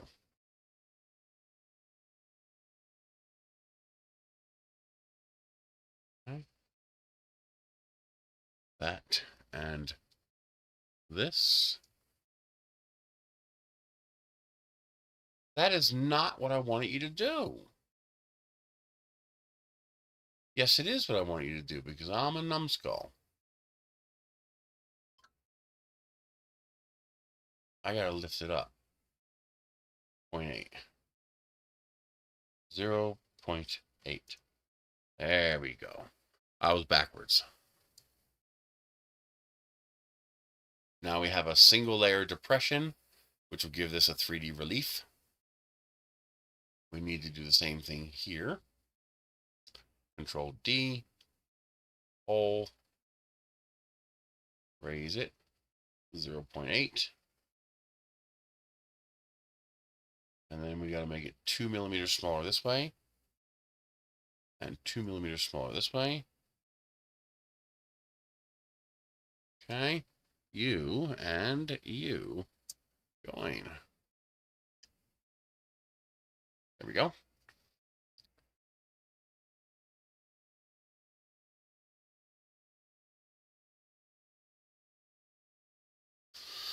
Okay, next up.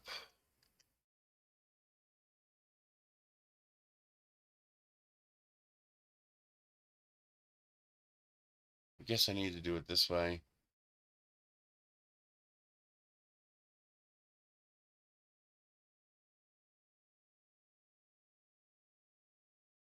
Then we do it this way. Put the work plane here. Drop. make this 2 layers thick, 0.8. Okay. We're going to make this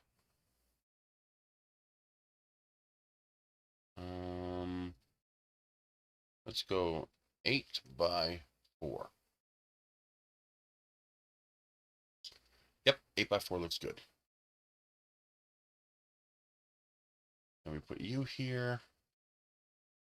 We make the height 0.8. 8. We make the width to 50. Too big. 45. And then the height is going to be 8. Okay. But it's still too big. 40. Yeah, it works. Control D. Flip this way.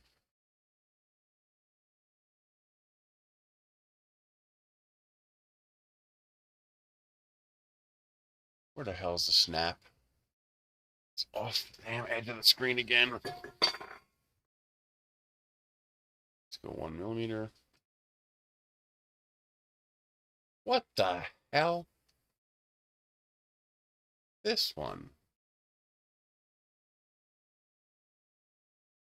Man, it can be annoying sometimes. So we take this, this, and this. We line them up. Seriously? Why are you making it so small? Urgh. We put the work plane here. Select that. Select that. Drop. Then we move the work plane here. Select this. Drop. Put the work plane back here. We take these 3 things. Doesn't like to let me grab what I want it to. And we should see no lines. I hate that so much. I hate that it defaults to multicolor. And multicolor is fine, just don't default to it. It's really freaking annoying. There. Okay. So let's put you about right there. Actually, I think that should be thicker. Yeah. Take you and you. Align on you. Oh, it is centered. That's lucky. Okay. Now we take this and we put it. No, we're not going to do a dome. That's dumb. It's going to be too thin to resolve anything. Just do a circle. Maximum number of sides. 1.2, no, 0.8. Silver. We're going to make this 10 by 10. Probably 8 by 8. Yeah. That's going to go like that. You and you. Align on you. Center. Okay. Now we take this. We lop a screw hole out of it. Like that. Take you and you. You and you. Line on you. Center. Join. There we go. Now we have our fascia details. Join that together. There. Okay.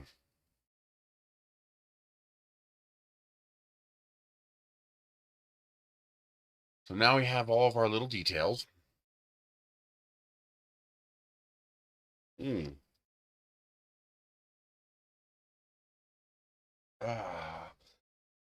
Oh, man.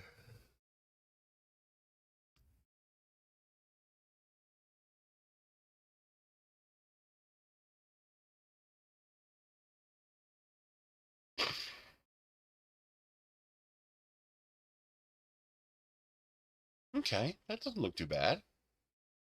Actually, looks pretty good. All right, let's take this, Control D, hole. Actually, no, we're gonna not make that mistake again, because that's gonna make it overly complex. I hate when it limits my rotation.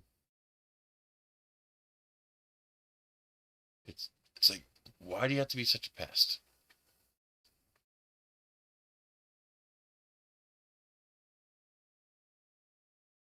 Do this. And we lop off the bottom of this. There we go. We should do the same thing here.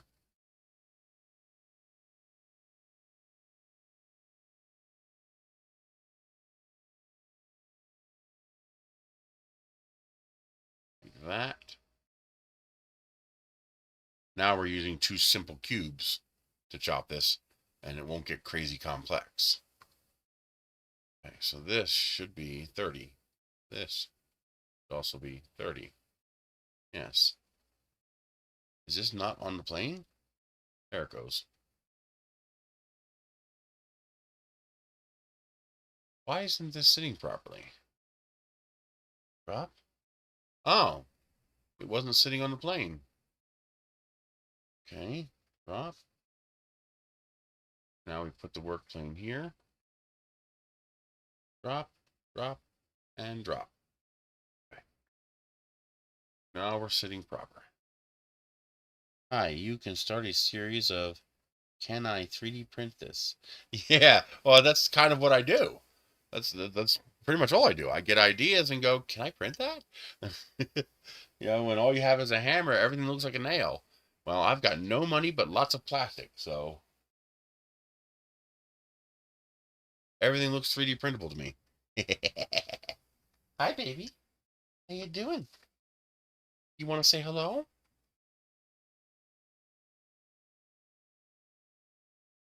Yeah? You want to say hello? Yeah? You good boy? Mm-hmm.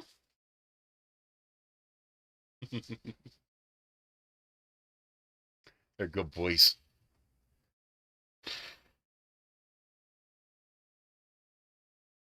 Okay. All right, now let's build the frame. That actually shouldn't be that hard.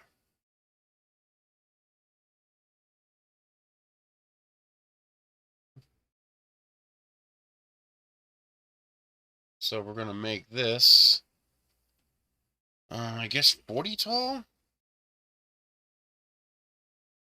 And, I guess 40 wide? Mm, maybe 45? And then the length, 200.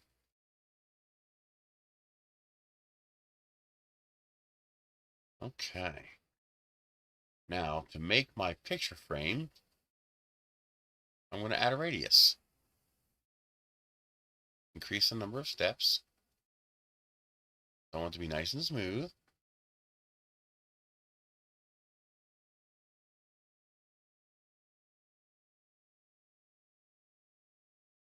Yeah, I think that's good.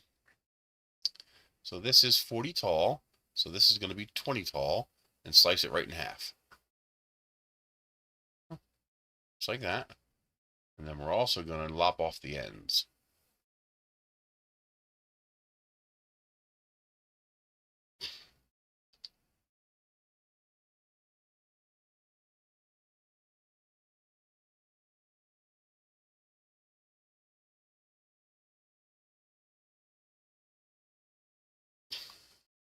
I just got to make sure I get all the curvy bits gone.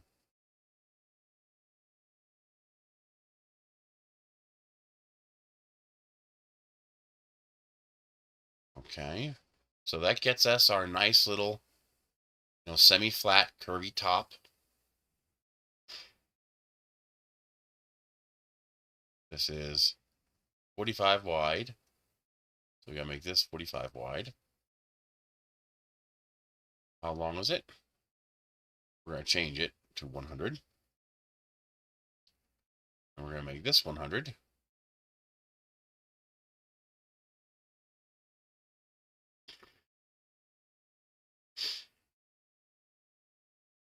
Going. And there we go. That line should not be there. Why is that line there?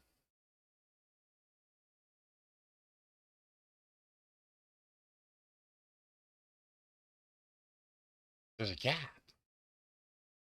There should not be a gap there.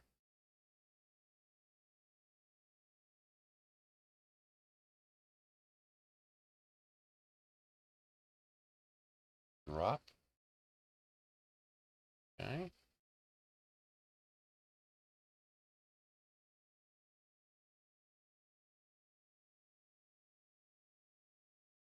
$45 by 100. 45 by 100. Align. Center. Center. Going. Okay, the sides are good, but the ends are bad. I think I can fix that.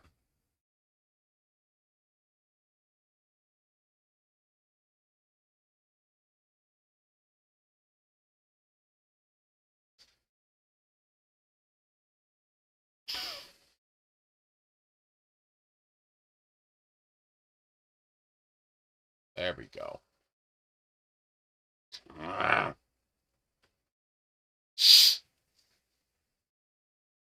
Okay.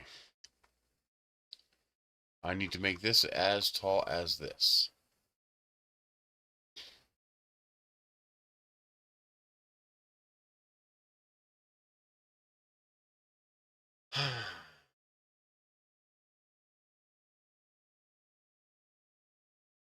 What's that goddamn number say?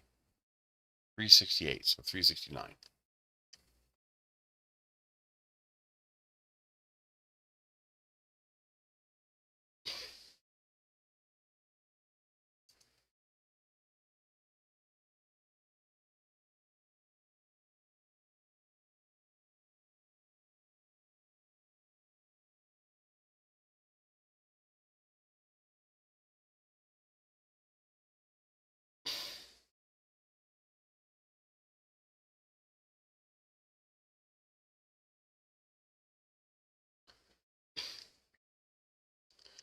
Okay. Hmm.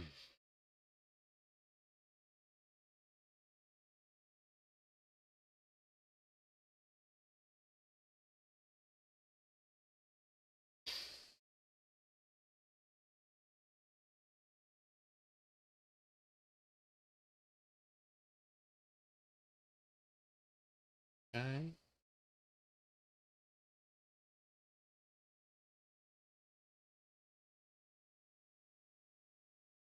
That takes care of that one. Actually, I got to go out a little more. Approximately there.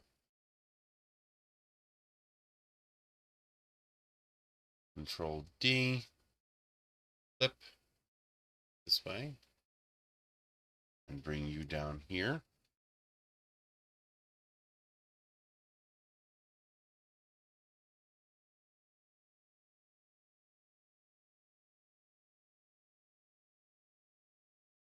Now, okay, I need to take this one,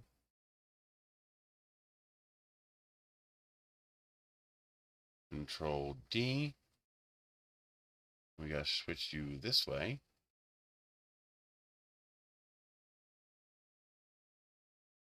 Yes. Then we gotta do the same thing for this one. Control D, switch you this way.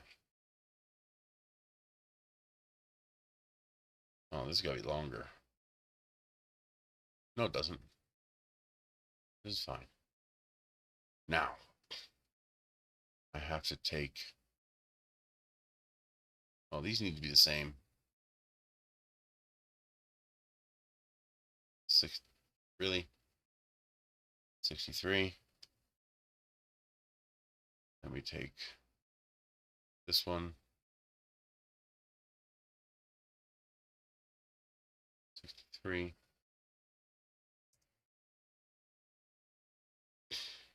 Okay. We take these two, join them.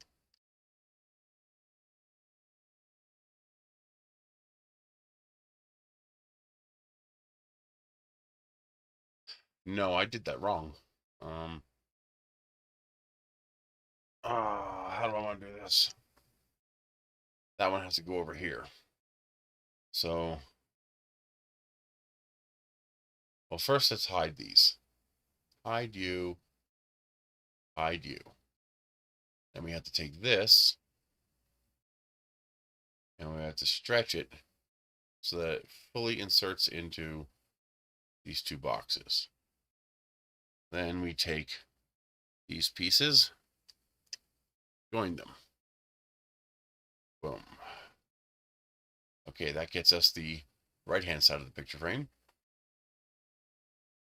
Now, Control D,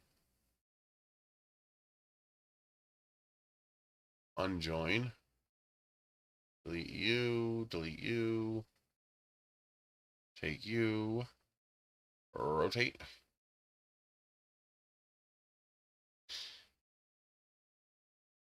And I need to bring you up here. Select you and you, center on you.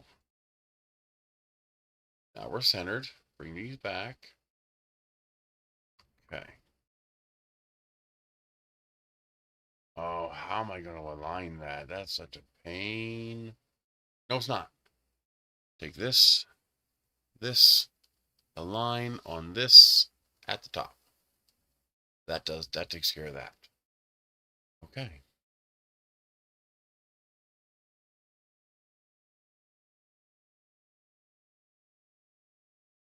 Shorten this. No. Is that bigger? I can make it the right size.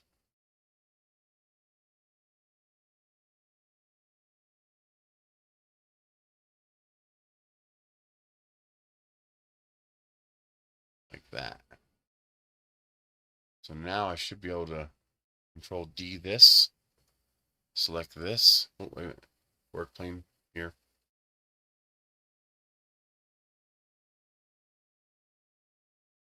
You're getting a kick out of this. Take this, I do this. Drop. I take you, bring you back. That puts that one exactly where it needs to be. Okay. Now, I take this. Well, first of all, can I shrink it enough? Can I shrink it enough to get it inside? I think I can. Yep. There we go. Take that one, and that one.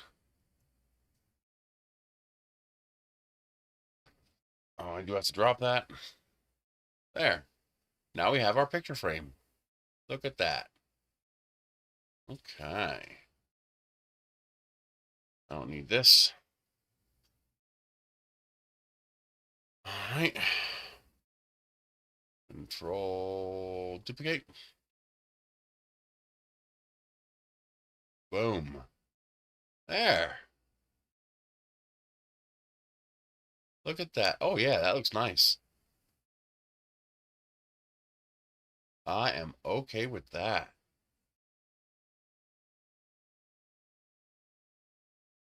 You, and you join.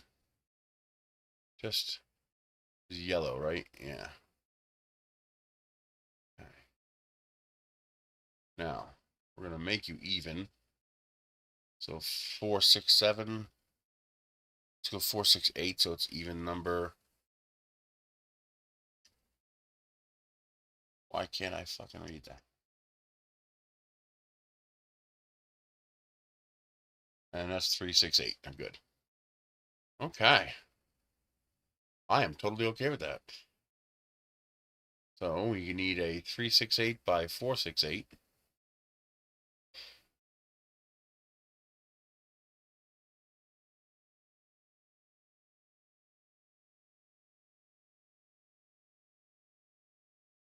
Four, 6, 8 by 3, 6, 8. Ooh, that makes it too big. Oh crap.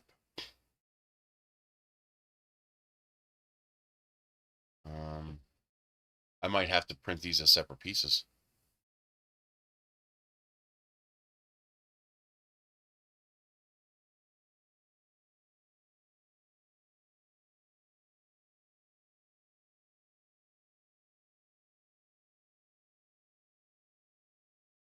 What the hell?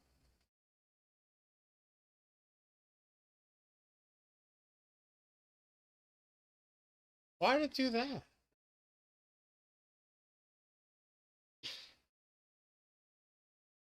Oh, I hit the wrong key point. Let's make this, I guess, 4 millimeters thick. And we're also going to make it white. So that we have now the candy vending machine. So I take all this, join it together, and hit drop. Brings it above the surface. And now we have the basic idea for this thing. Now there is one change I need to make. So we take this, we unjoin. All right, these two need to intersect this.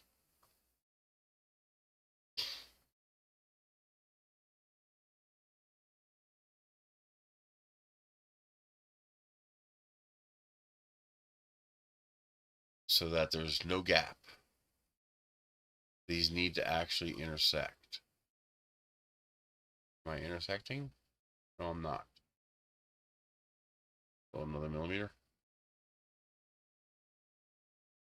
There we go. Now we're intersecting. Because the candy has to fall out the bottom here.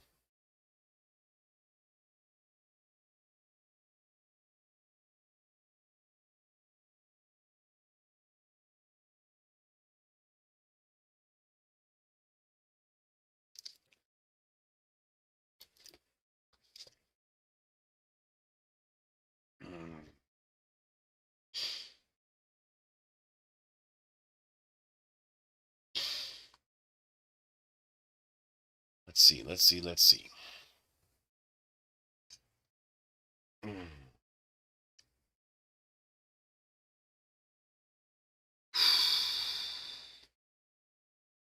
How do I want to do this?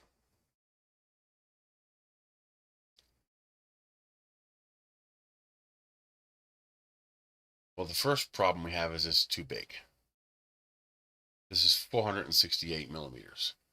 I need to get it down to at least, well, I could just print it in 2 pieces. I could just split this in half, print it in 2 pieces. The only part that has to actually be attached is this bottom part. So let's try something. Unjoin. I did not want you to change color. I want you to stay yellow. So Control D. Come on. Come on. Really? Ah. It's 4 simple shapes. This should not be hard.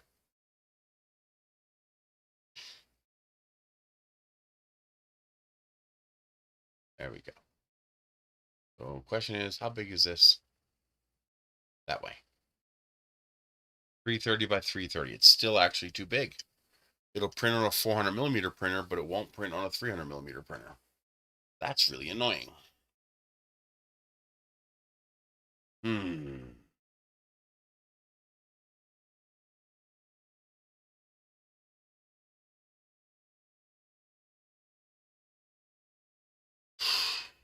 That's genuinely annoying.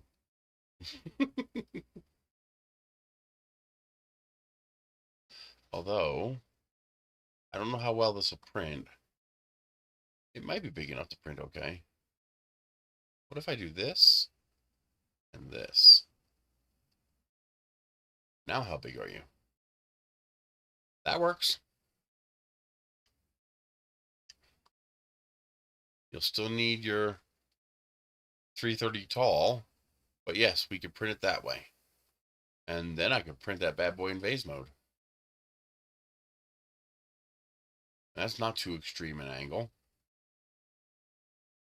Okay, so that should work. So we'll print these 3 pieces as separate pieces. The white piece on the background will have to be printed as 2 pieces as well. Actually, we can do that now. 3, 6, 8. That's 150, 180, 184. No, I'm sorry, wrong way. 234. 234. Control D. And we come this way. 234. Okay, now the white piece is 2 separate pieces. This is, wait a minute, this is also 367 wide?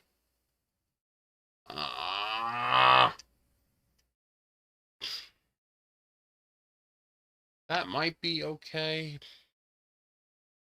If I take these 2 pieces. Sour Patch Kids will be very difficult. Because, in fact, I would not use Sour Patch Kids in anything like this. Because Sour Patch Kids are sticky. They're squishy and they're sticky. That would be a very bad move. You're going to want to use something that has a hard shell. Okay, so let's take this. Now, what happens if I rotate this 45? No. It's actually bigger. 425 by 425. Okay. So this is going to require a 400 millimeter printer. Or I have to split this apart even more. Oh, man. I can make the whole thing smaller, but that's what was wrong with the original. It was too damn small.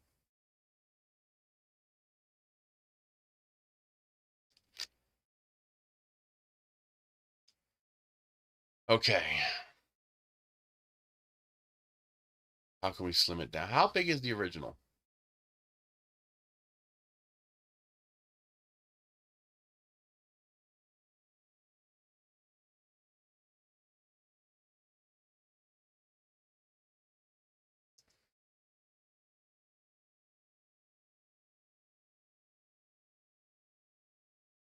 Oh, you can get it in pink. Nice.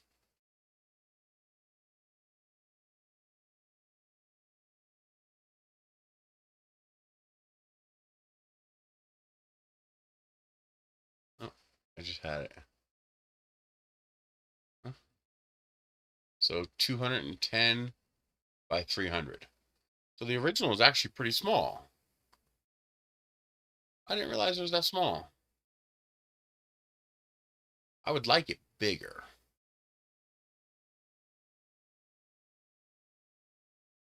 Okay. So I could just scale it down.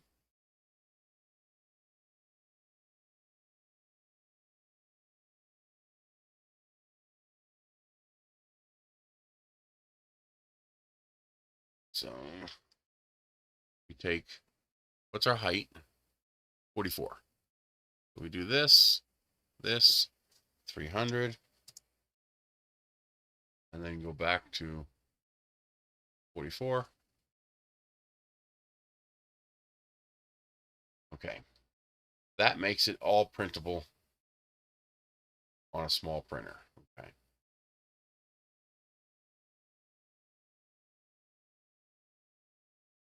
This is about twice as thick as the original, I believe.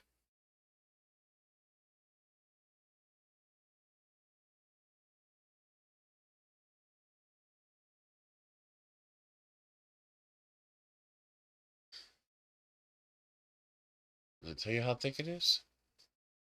Yes, it does, but I can't read it. What is that? 45. Oh, it's about the same thickness. Interesting. Although I think that includes the knob. I suspect that includes the knob.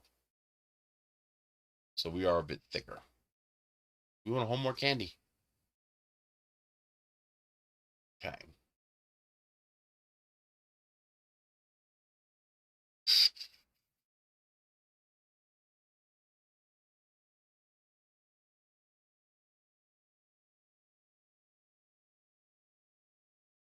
That's pretty close.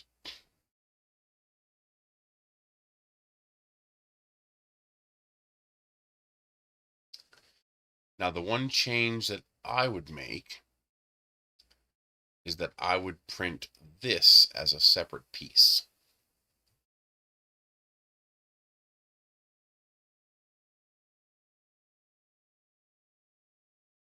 And then I would print this like this in vase mode. And then the only change I would make is I would make it how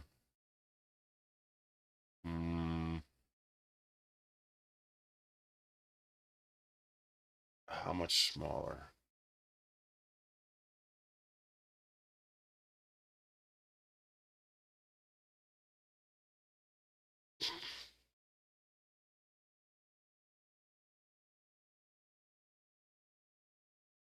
Actually, just make this a removable piece. Is there a way to do that? Boy, that would be nice. Yeah, there is a way to do that. I could have the top be sealed. That means I'm going to print this upside down. Have the bottom be open. And by having the bottom be open, you can turn the picture frame upside down, pull this out, fill that with candy, turn the picture frame backside up again after you insert it, and you're golden. Okay. That would work. That would work really well.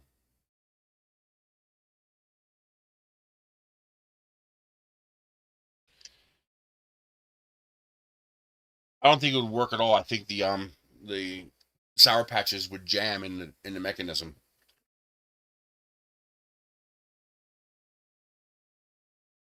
Oh, this is going to be interesting.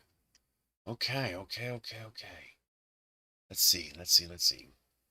Yes, I've solved how to get the candy in and out. I could also make it so that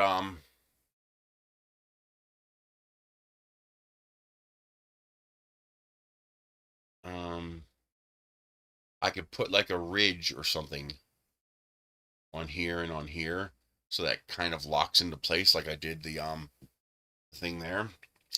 It'd have to be a little bit looser, but that could work.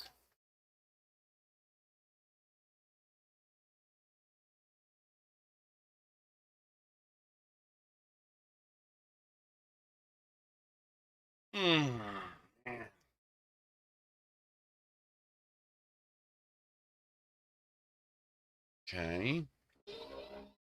Really? Be quick, I'm on my stream.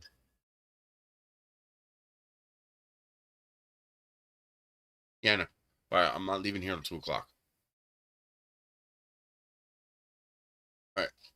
Don't forget to send the money because I spent the money on the gas. All right. Thank you very much. All right. Bye. I love Sour Patch Kids, by the way. God, I love Sour Patch Kids. They're so good. Okay.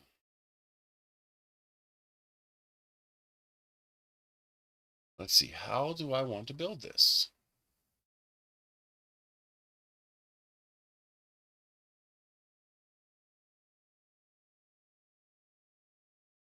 Okay, so the first things first is we're going to modify this piece here. This is where the work is going to be. Actually, the work is going to be in these two pieces combined. This is just going to have a channel in it. Yeah, this is just going to have a channel. Let's bring this out here. How big of a poop chute do I want? I guess 50? I think 50 will be enough. Might as well go 60. You asshole. That's too big. 40?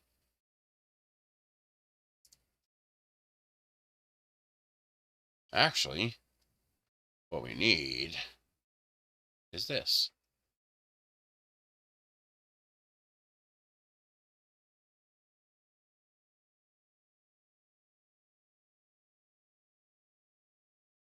And drop. Come on. Deselect the goddamn piece. Thank you. We're going to do this. Yeah.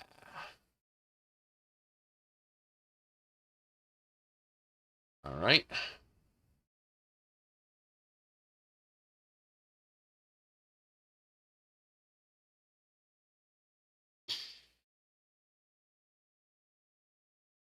This is 30. All right. I want it to be strong. So I need to subtract 3 millimeters. So that means I need to subtract 6 millimeters. So this needs to be 24. 24. Then we take this, we align it this way, freeze you, align it midpoint. Okay.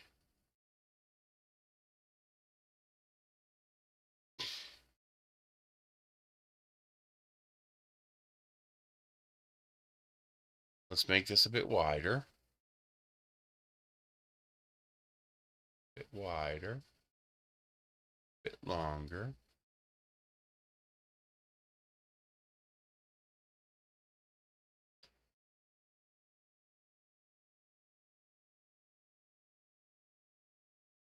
Yes, that'll work.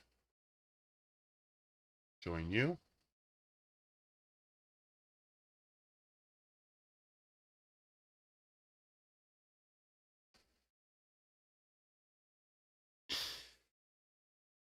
So there's the chute. Oh, you know, the only problem is if that chute is too wide, most of the candy is going to fall out of here into here.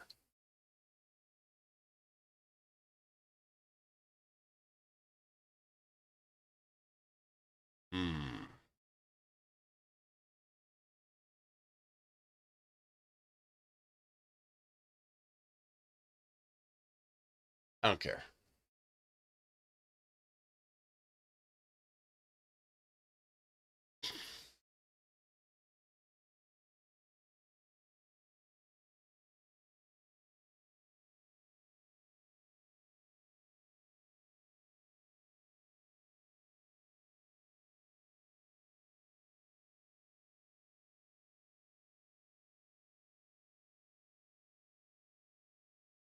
So it's approximately 26 mil. So 27 millimeters wide will be enough. Okay.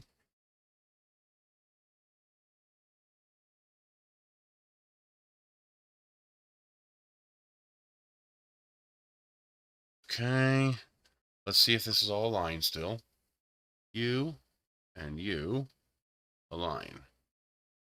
It is not. How did it get misaligned? How does that work? Like, I don't know how these got misaligned.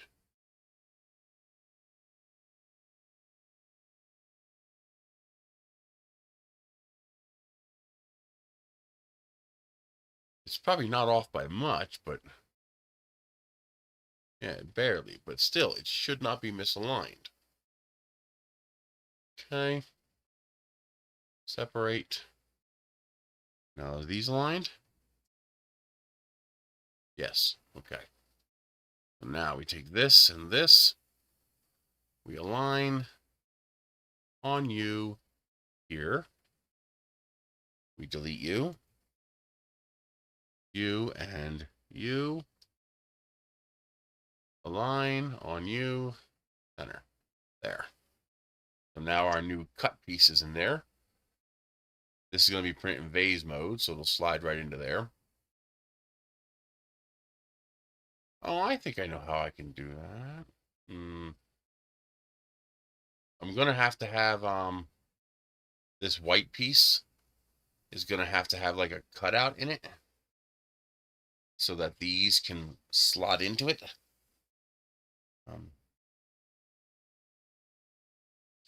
It's going to be vase mode, so that won't be a problem.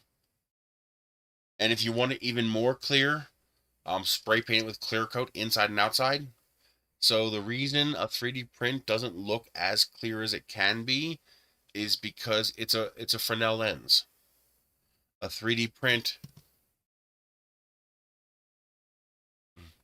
we think of a 3D print as looking like this.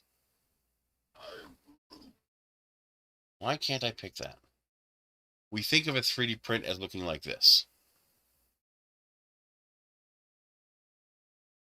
And that's just not the case. That is not what a 3D print from the side. Imagine if this is the extruded plastic. Okay. This is not what a 3D print looks like. What a 3D print actually looks like is this.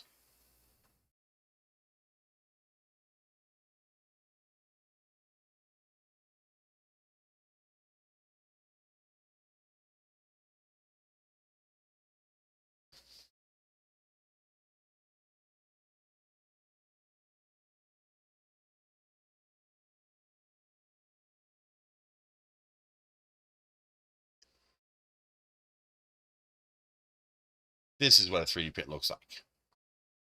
Okay. Except the top and bottom will be flat, of course. All right, but the layers actually look like this. See how it's like a log cabin? This is why a resin print looks so much better than a FDM print, because a resin print's layers are more like this. But an FDM print is like this. Because remember, your nozzle is round, it's a circle. Now, what you can do to make this more clear is you can fill in, and the more you fill it in, the flatter it looks. So you just keep filling in. Think of the red as a clear coat. And the more you fill in, the flatter the sides are, and the less these layers will act as lenses distorting the light. And so the flatter you make these layers, the more optically clear plastic will be. So there's multiple ways you can do this. You can print really big layers, which are going to give you excellent clarity with big lenses. So it's still going to have that Fresnel effect, but you'll be able to see through it. Or you can use really, really tiny layers and to reduce the Fresnel effect. It'll be slightly clearer, but it'll be, you know that stuff you put over your bathroom windows so that makes it cloudy, milky? Finer layers will be clearer. Well, there'll be less distortion, but less clarity. Bigger layers will have more clarity, but more distortion. Either one of them, however, can be sanded or filled. However, to improve the optical clarity, that's less distortion, you need to fill both sides. Because if you only fill one side, then the light will pass cleanly through one side and then get distorted by the other side. So you need to fill both sides with a clear coat or an epoxy in order to improve your optical clarity. Normally, this is nearly impossible to do. However, since this part's going to be printed in vase mode and hollow, if I'm not satisfied with the clarity, and I think I will be satisfied with the clarity, I think it'll be just fine. But if I want it to be clearer, all I have to do is clear coat this inside and out. Clear coat the outside, spray it on the inside, let it dry, do another one, let it dry, do another one, keep building it up. And because it's somewhat self-leveling, keep building it up until you fill in those little bumps in the cabin style wall of the print, and your optical clarity will get better and better and better. If it's big enough that you can sand and polish, even better.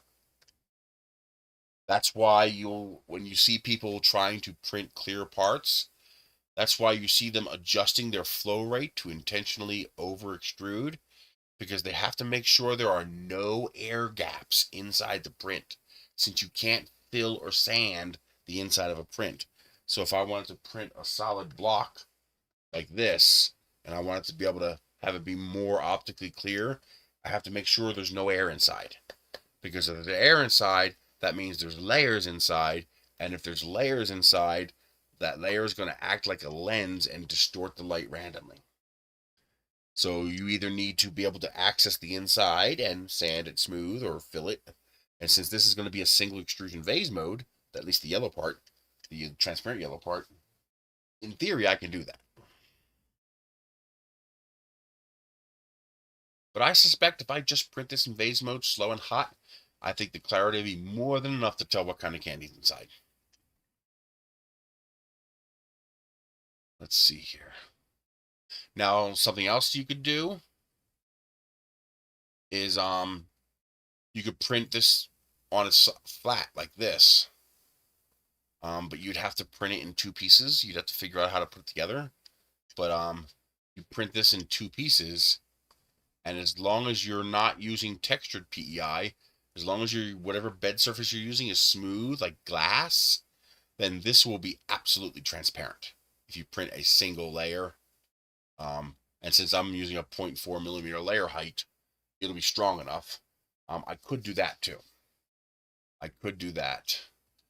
In that case, what I would probably do is I would, if that were the case, here's what I would do. If I wanted to print, if I didn't want to print this in vase mode, if I wanted to print it flat, I would print this twice with two different models. Okay. So this one, I would just print it 2 or 3 layers thick and just solid. So just 3 bottom layers, that's it. I would make this model 1.2. So this would be 1.2 and it would be solid. Then I would print this in vase mode with 1 bottom layer and no top layers. And I would modify this model by adding my little cuts that I like to add to my models. So something like this. I'll show you why in just a moment. So let's unjoin this, because we need this to be a circle. You'll see why in a minute. Okay. Then we're going to go, I guess we're going to penetrate about that far. Actually, I don't need to do that.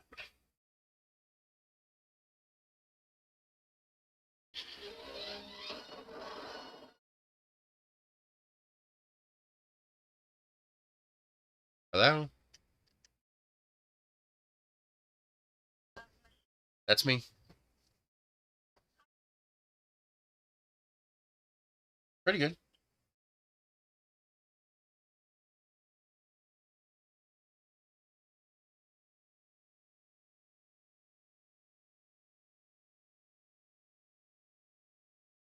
Yes. It looks like they're finally going to take care of it. I spoke to the administrator yesterday. And she agrees with me that it was probably a misunderstanding, that the nurses told the doctor that she was complaining about her 2 ingrown toenails. The doctor thought she was complaining about the toenails he already did, but she wasn't. She was complaining about 2 new toenails that are ingrown. And so he got upset, they got upset, and they said that's almost exactly what happened. So they're going to bring him back in on Thursday to look at her toes and hopefully take care of them. Spanish trails. Yep.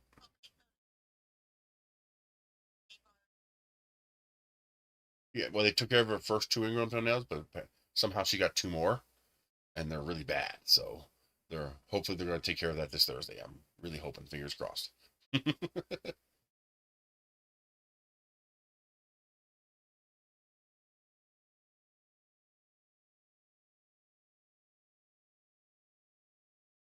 Okay.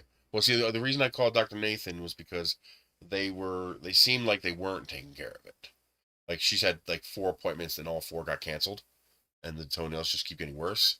And so the last time I had trouble with them, Dr. Nathan knew who to call to light a fire under their butt to get them to do their jobs. And Dr. Nathan's her doctor. That's why I was calling him, because I didn't know what else to do. And but finally we had a meeting and they said they're going to take care of it. So fingers crossed, Thursday it'll be taken care of.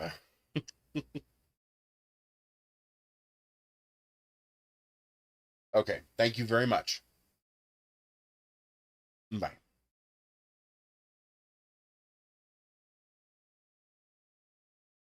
Wow, that took a long time to call me back. Yeah, this doesn't actually need a special treatment. So what I would do is I would print this um, with a just 3 bottom layers, and it would be solid. Okay, and then I would print this with no top layers. 1 bottom layer is assuming you're using a thick nozzle. If you're using a thin nozzle, you might have to use 2 bottom layers.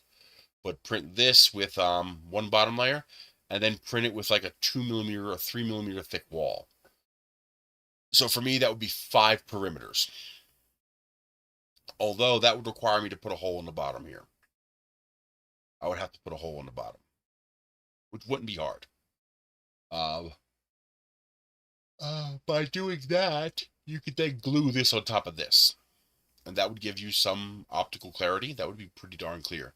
As long as your first 2 layers were perfect, that would be crystal clear. That would be, well, as close to crystal clear as you're going to get a 3D print. But that's complicated and requires glue, and I'm trying to avoid that. Well, glue's okay, but I'm trying to avoid that kind of gluing. So I'm going to try to do it this way in vase mode. So I'll print this standing up. And the trick is I need to figure out how to lock this into here so that this will stay in place and not bulge out or cause any kind of problems. I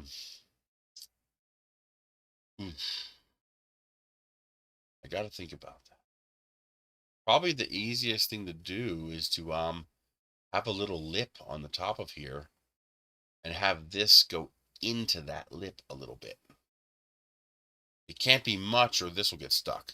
Although I could just make that a separate piece that glues on top of this yellow piece. So you glue this to this, and that's 1 piece. And then this bowl could insert into here a little bit. So the way I would do that,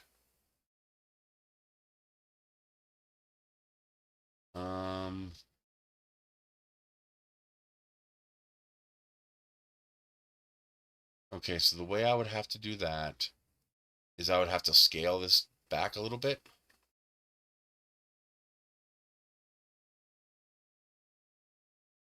So let's go, let's go 149. Yeah, exactly. 149. Now we have to recenter.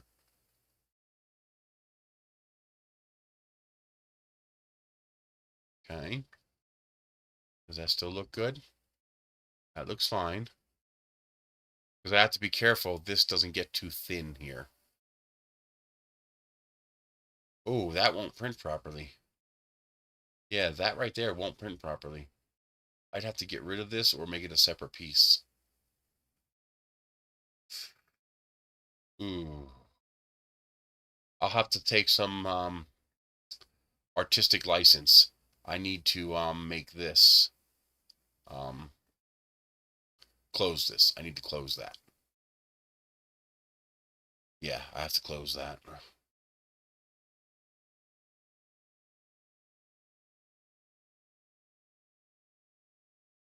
Okay. We're gonna put you here, put you here, make you 30 tall. Yeah, I'm gonna have to take a little bit of license with that.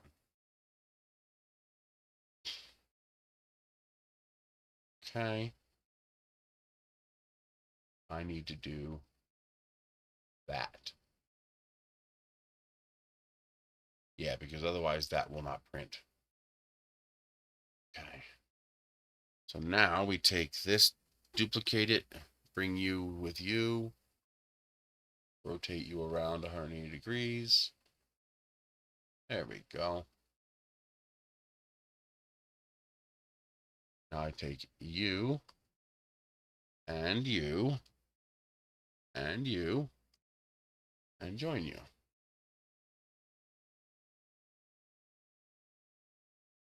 Now, how come that one is perfect and this one's not? See, they're the exact same size. There's no reason for this. It's a little Tinkercad thing that Tinkercad does. Where apparently there's some minuscule difference in the height of this. That shouldn't even be there. Unless it's over here. Oh, it is. Oh, it is the same on both sides. Now, see, these should be a perfect match. I mean, I know how to fix this bug, but they should be a perfect match, and that's really annoying when they're not. Okay, so we take you and you, join you. Then I'm going to align you with this, but I'm going to align at the top, like that. And now we move you. I don't like the way this is selecting. Would you fucking unselect? Sorry, I shouldn't curse like that. I've got to fill in that and bring you back out. Because otherwise, I want just enough that we can still see that little bit of a curve there. But I have to make this vase mode compatible. Oh crap, I just broke that. I just broke it. Yeah, I can't do that.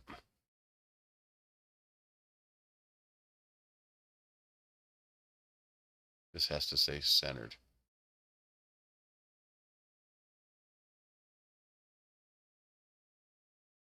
Okay. That is not going to work. We need to unjoin. Bring you out. Like that. Bring you out.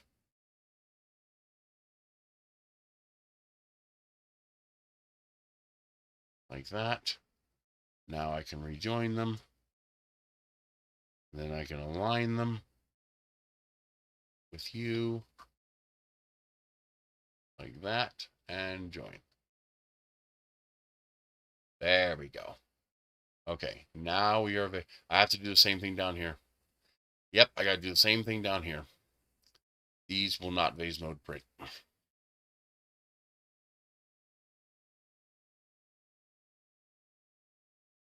I have to fix that. Okay. Same way I fixed this. I'll have to take liberties with that. I mean, I could print it flat, but now that I know I can print it in vase mode, I really want to print it in vase mode.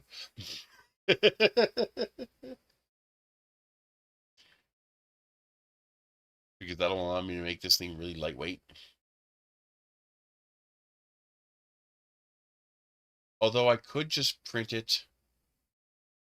I could just print it with no top layers and then flip it over and let the white be the back layer.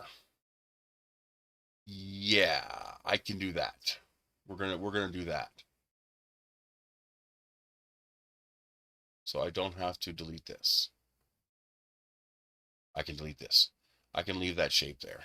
Oh no, the reason I wanted that shape was to reinforce it, so I do still need that. That's the reason I added that. Come on. There you go. Now, yeah, I need to cut out a hole in this so that this will fit in. How do I wish to do this? So this needs to be thinner.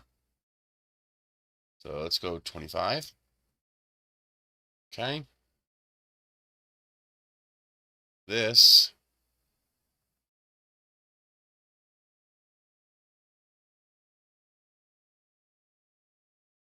needs to be adjusted. Okay. This needs to be 5 shorter. So 19. And rejoin with this.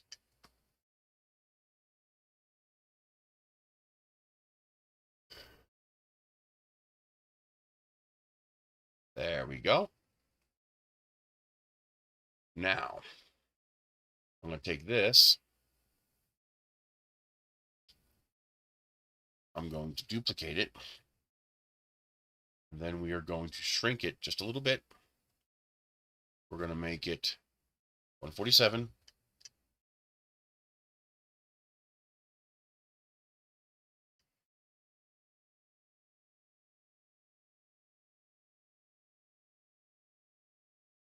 Let's leave that there. Let's link this one. Oh, green and a hole and not transparent. Okay. So this center on this right there. Okay. Now the green one needs to also be taller by 1.5. I think it'll be enough. No, 1 will be enough. So 26. That'll give me a 0.5 millimeter clearance on both sides. Now we undo this. Undo this. Get rid of you. Okay. Now we take this and we shrink it by just a little bit. I think that's enough. Might as well go a little more.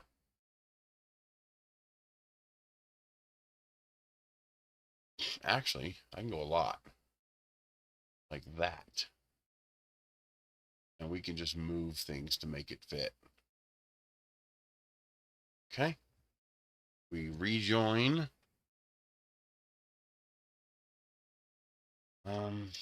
Yeah. We rejoin this.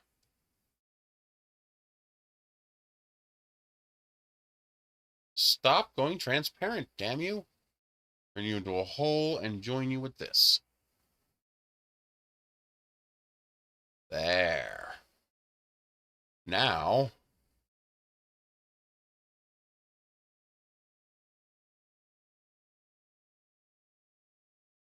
that should do it.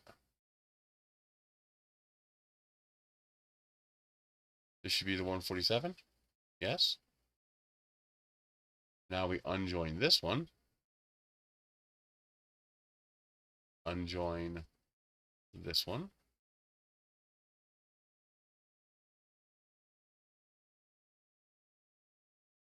We shrink this down to about there. And we rejoin it with this one.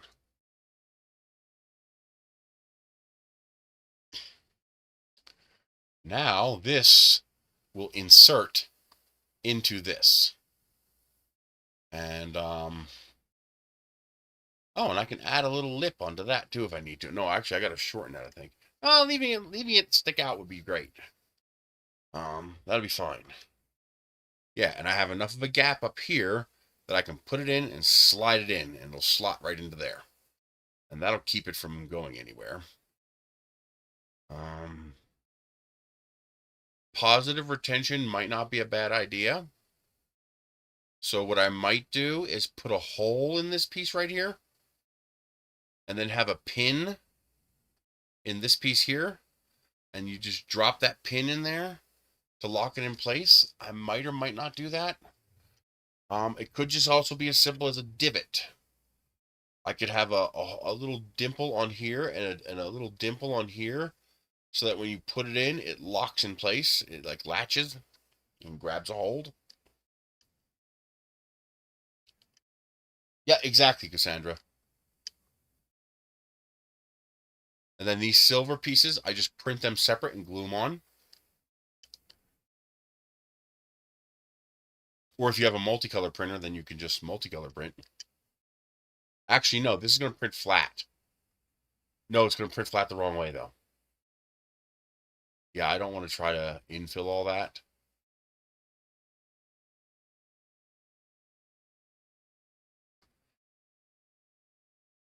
No, that's why I was going to print it upside down.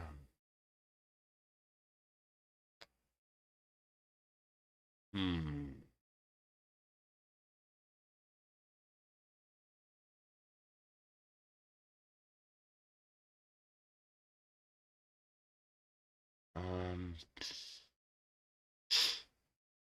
I'm not, I might be able to, that might bridge. It'd be sketchy, but you won't be able to see it. It'll be on the inside. Let's try it and see what happens. Because it'd be nice to print the silver right on top of it.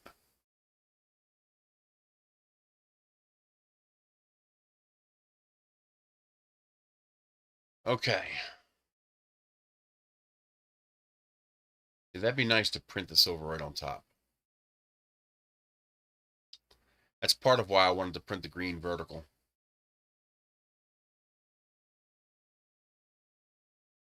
I could still print the green vertical and just not use vase mode.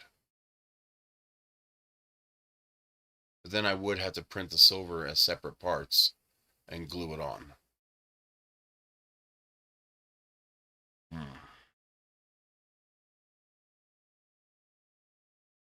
Or if I'm going to have to glue parts anyway, I could print.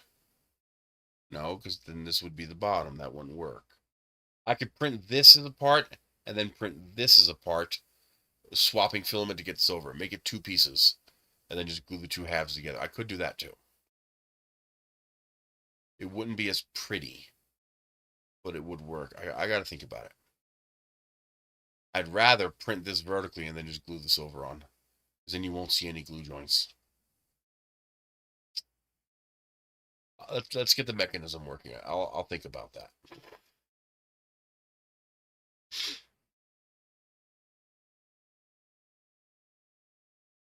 That's something I got to think about.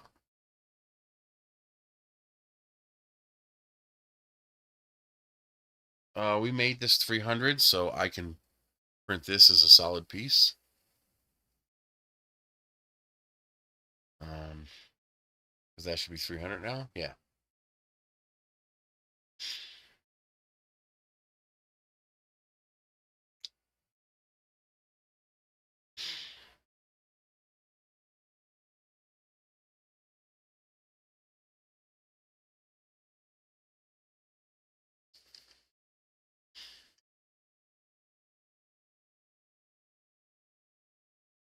And keep in mind, actually, this should not be printed in yellow. This should be clear. I use smoke because it's more visible. And the background is yellow.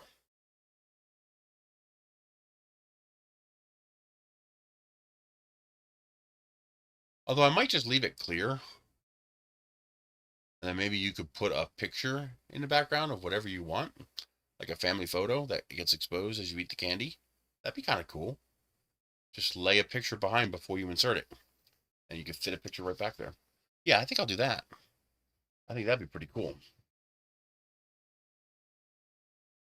put a picture of Seymour. Not Seymour. What's the name of the plant in the oh, what the hell's the name of the plant in Little Shop of Horrors?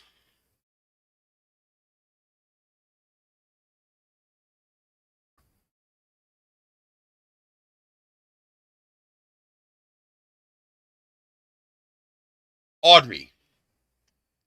So then, you know, put a picture of Audrey back here and say, "Feed me, Seymour." That'd be hilarious. But yeah, you can easily just drop a picture back there. You know, lay a picture in there and then put your candy bin in there. That'd be pretty cool.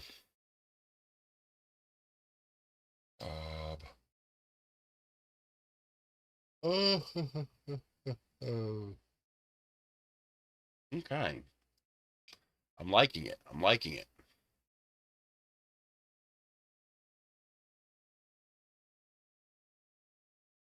She's back! Everybody run! Hide! Run! She's back! Oh no!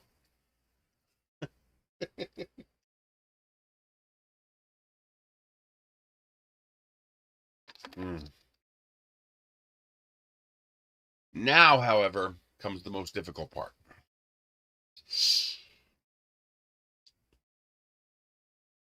This is going to be the annoying part.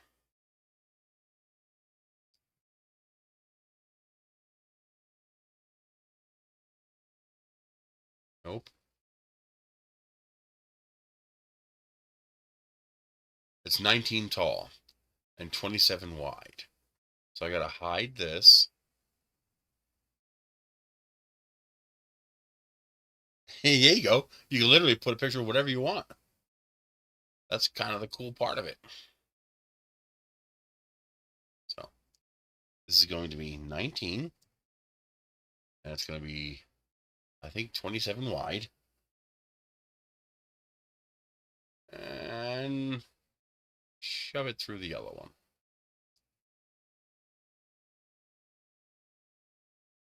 All right. You and you align on you right there and join.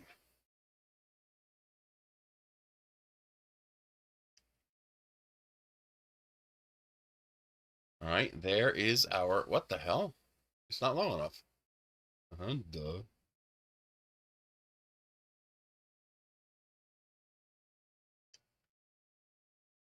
And there we go. Now we have a pass through from the candy machine out the bottom. Now we need to figure out the sprocket wheel thingy majiggy. So this is going to be, I'm going to assume, let's try 40. It's going to be 19 tall. Put you here. Drop. Okay. Let's make you transparent so we can see inside here. Let's make you transparent so we can see inside.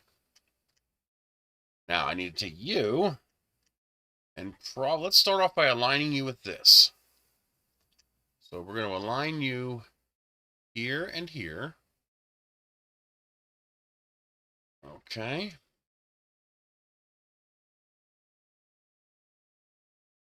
That actually looks like it should be big enough.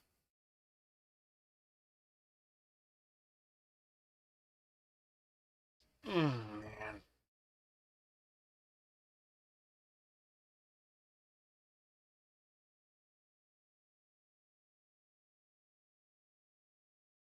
Okay.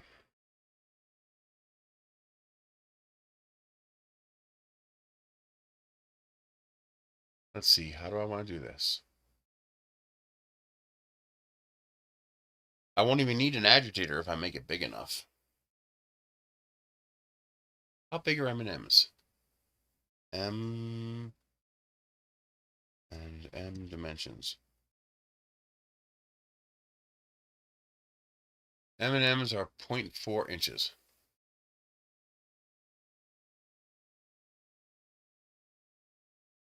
Zero 0.4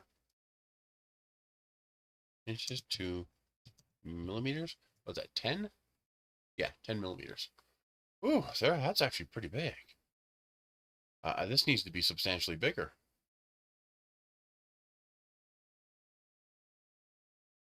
I mean, this needs to be a lot bigger. This needs to be like 60. Well, no, 50 might do it. Okay.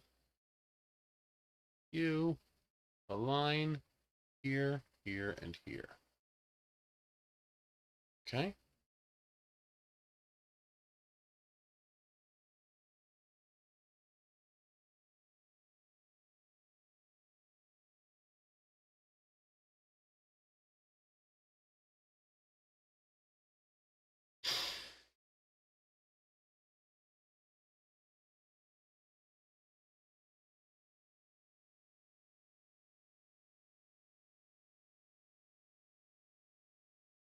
Oh, yeah, shorten it again.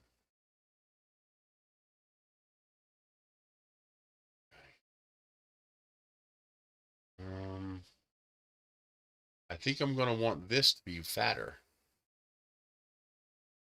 But maybe not.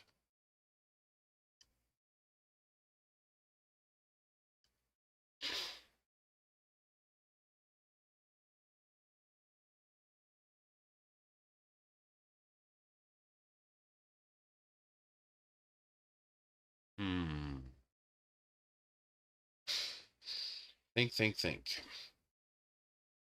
How do I want to do this? First things first, I think I need to keep it a straight cylinder for alignment purposes.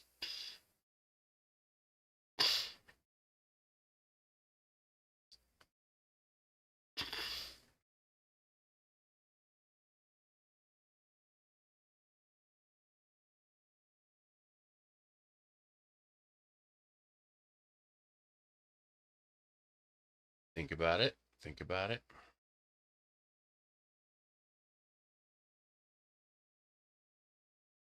The pin will be pretty easy. I'm not worried about that. How big is my knob? Think of this.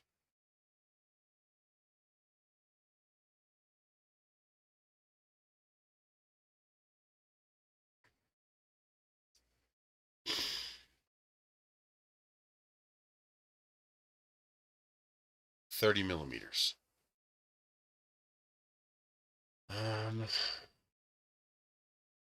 That we are going to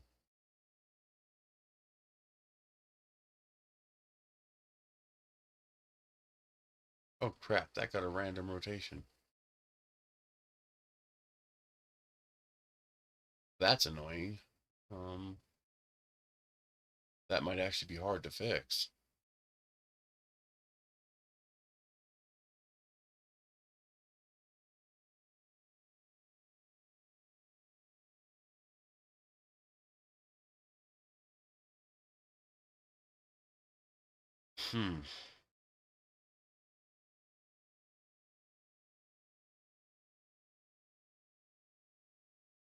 How could I rotate that?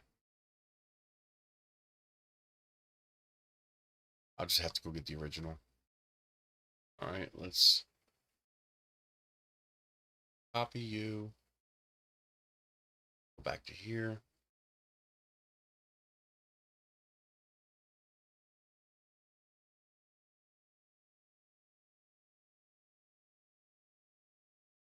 And we're going to paste you.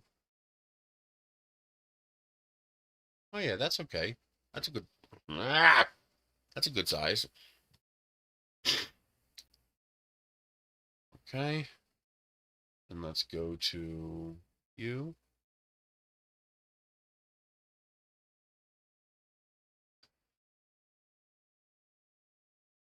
going to have to quit this and come back to it. Okay, that's a 45, which means we can use that. Copy.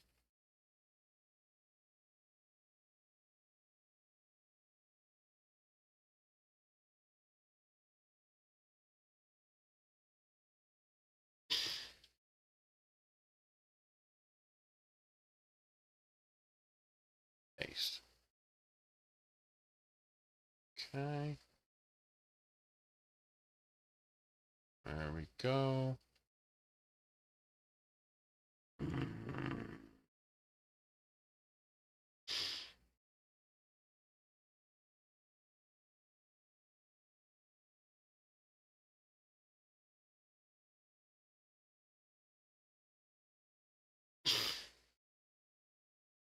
Oh, I need one more piece. I'll have to get that later.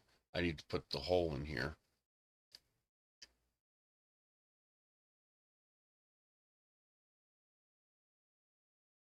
But that'll be a good size knob to put on here.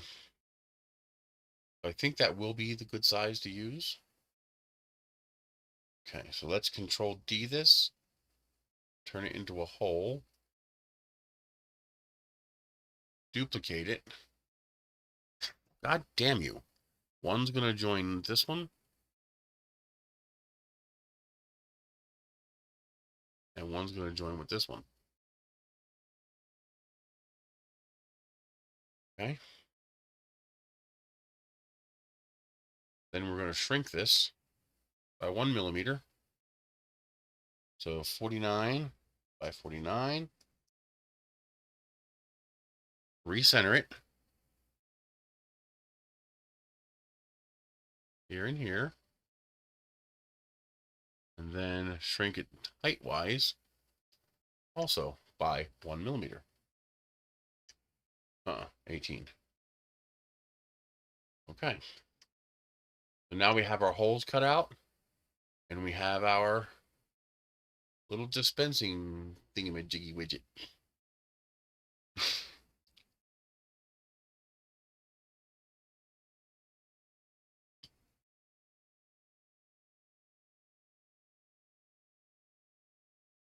Okay. Oh, that's a problem. We don't want to have we can't have the pin go through the pin can't go all the way through the knob, the dispenser, because it'll block the dispenser. Yeah, we can't have that.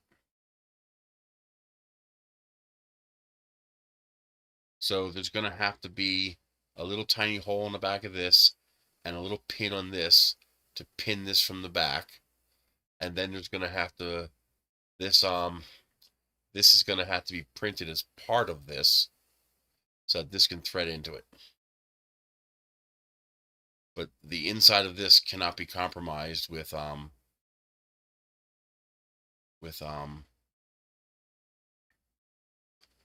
parts. Okay, so Control D, turn you into a hole.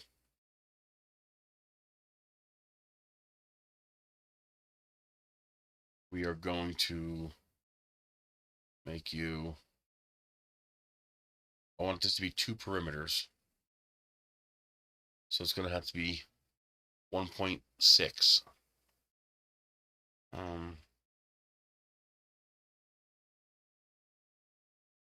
Yeah.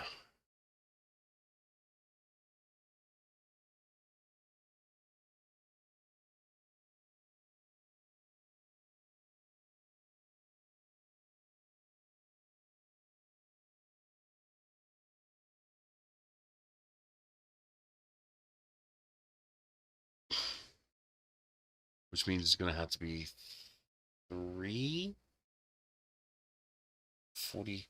Why did you go away? I hate when it does that. I did not give you permission to go away.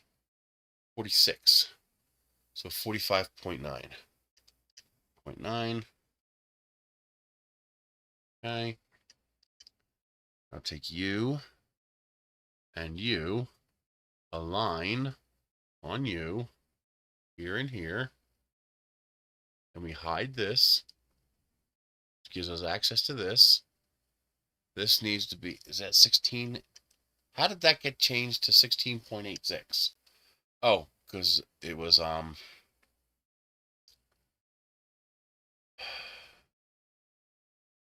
is supposed to be 18. Wait a minute.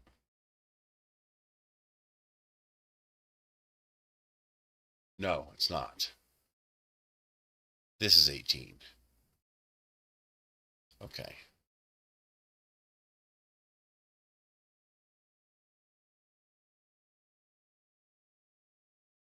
So this is going to need to be at least 2 millimeters thick.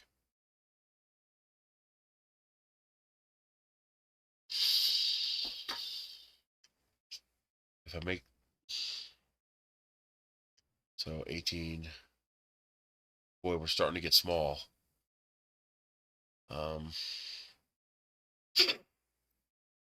18 minus 4, 14. 14. And then I also want to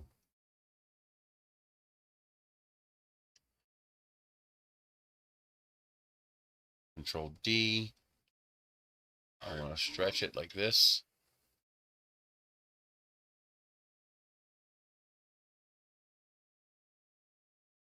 No.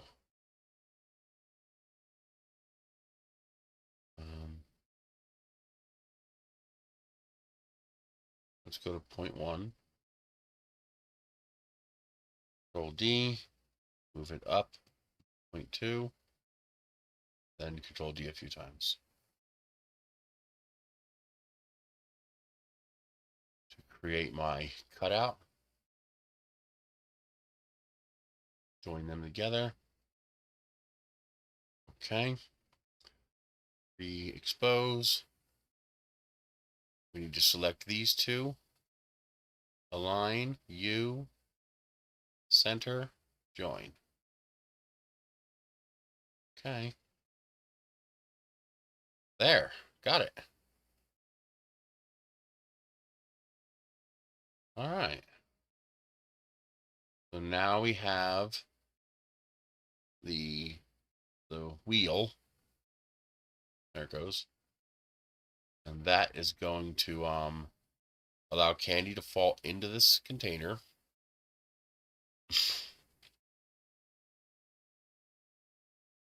And then when you rotate it around, it'll dispense it. Rotate it back around, it'll fill again. And we can adjust how much candy it holds just by adding stuff in here. So we have the basic model done. I've only got a few minutes left. Okay. Let's separate this.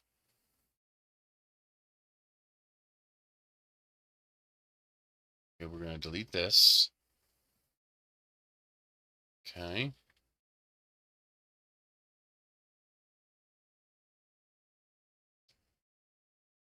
This is 14. So we take this, we shorten it a whole bunch. We join it again. We rotate it. Okay. Come over to our part. Turn you not transparent. Turn you solidly orange so we stop doing this stupid multicolor BS. We put a work plane here. Grab our piece, drop, align it with this piece here. Align here, center, center. Okay. Now we split this and we drop this down to here. We grab this. Come on. Stop messing with me. We do this.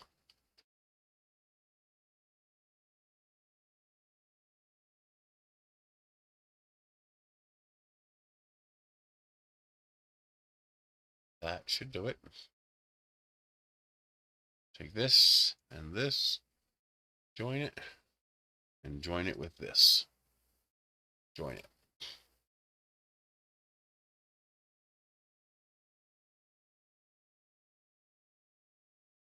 Okay. But we need a 14.5 millimeter hole. 14.5 by 14.5. Okay. Increase the sides a little bit. You and you align on you. Here, here. Then we take this and we join it with this.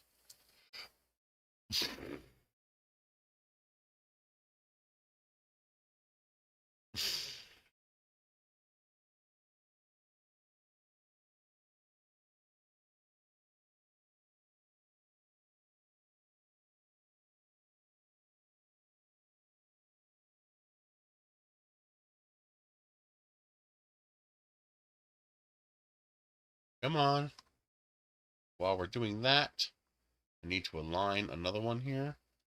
Let's make this 10 by 10. 10, tab 10. Okay. 48's plenty for that. Align you with this. Center. Center. Okay. Now we take this and we get rid of it for now. So we can see this. We also get rid of this for now. We put a work plane here. Drop it. We duplicate it, Control D. We turn it white. Okay. We make you 3 millimeters tall.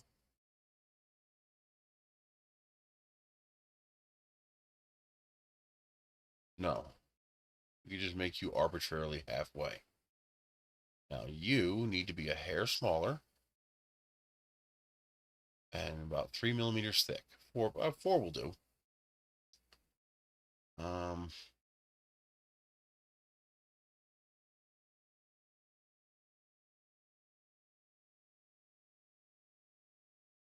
So let's make it tight. 9.75 by 9.75. Now we take you and you, align on you, center, center. We make you 4 millimeters thick. 4. And we attach you to the U. And then we bring everything back. We hide you temporarily, which will expose you. And we join you with you. There. Now, this has a hole on this side, which will align with the pin on this side. And that pin definitely needs to be taller. So let's hide you temporarily. Take you, unjoin. It's okay if this pin protrudes into the candy a little bit. It's not going to break anything. It just needs to be stout enough to make sure the this stays put. And then wait a minute. This unjoined. Okay, I need to grab you, duplicate you, join you with you.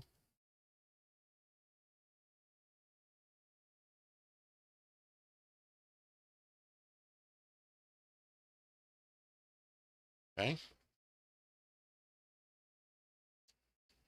Did it do it? Yes. Now I take this and join it with this. So that also has a hole in it.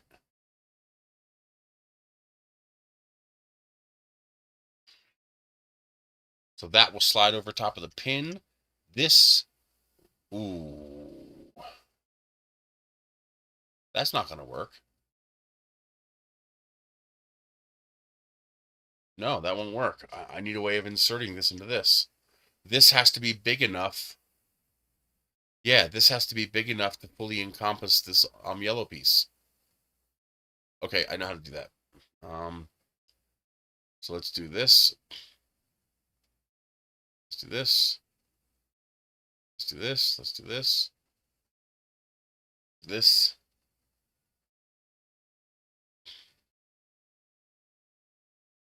Has to go like that. 21. Okay. Let's do this. Grab you and you. Do that. Now we have our pinhole. Now we can take that and this, join it together, make it all one color.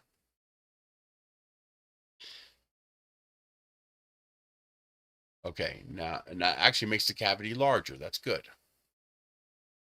Hide you. Now we need to modify this. So unjoin that.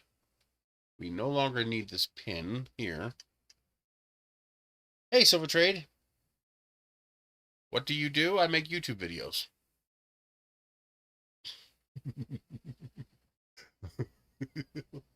You asked.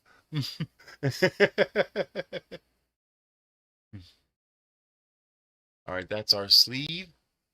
Now we got to take this. There it is. This has to cut all the way through. This and this.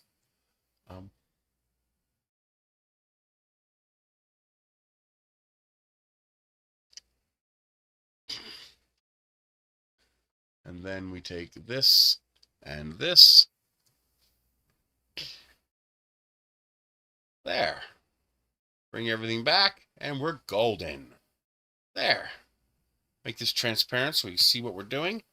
You can see that pin in there. We'll make sure that this doesn't wiggle around. The hole in here. So you'll insert this orange piece into the yellow piece, and then you'll glue the yellow piece down onto this. I could make it screw together. I could put holes in here so you could put screws from behind, and that way you don't have to glue it. Because it would be nice to be able to take this apart. Actually, I'm going to do that. I'm definitely going to do that. I could put recessed screw holes, 2 to hold each of these pieces, then a screw here and a screw here from behind. And I might even be able to, I wonder if I could 3D print the screws. I wonder how hard that would be. Just because, you know, just for shits and giggles. Okay. This is looking good. And of course, this knob would thread right on top of that. Clips are hard to do with the scale. They're really hard to do with the scale. And clips are very orientation specific. Okay. Turn off the transparency. There you go.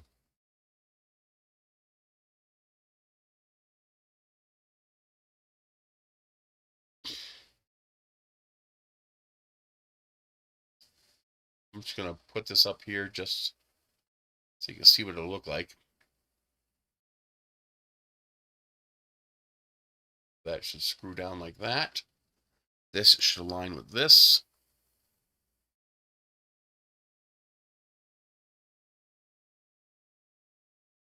There we go. Now, the only deviation from the original model is that this sticks out the bottom. Now, I could fix that by making this thicker. But if I make that thicker, then it's going to be, I'm going to be taking away space from here, and I don't want to do that.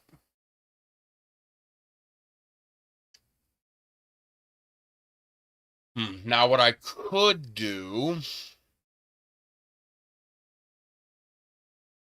No, I don't want to do that either. I'm just going to leave it there. Okay. So yeah, that's basically what it looked like. Now I'm probably still going to have to thicken this a little bit. This is 10.8. So I'll probably make this 12. This is going to have 2 hanging holes so you can hang it on your wall. Although if I put the hanging holes on the edges here, then I'll have all this thickness, all this meat to work with.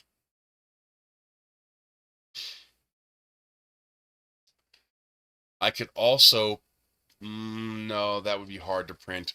I was thinking I could have a slot on the side we could slide a photograph in to make it a little more professional for sticking photographs in there.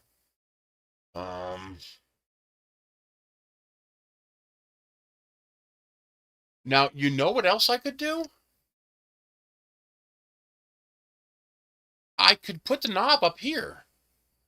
I could put the knob where it belongs on the machine, and then this just be a chute where the candy comes out.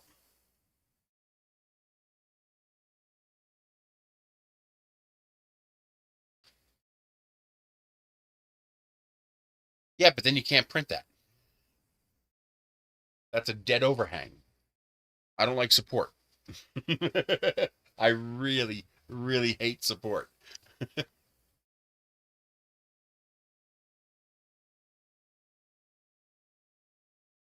Inserting this is no problem because we have a cutout in this, so this vase mode print will fit right in there. And then on this end here, I'll have a little dot sticking out here and a dimple in here, so this will kind of friction fit, click in place, so it won't go anywhere.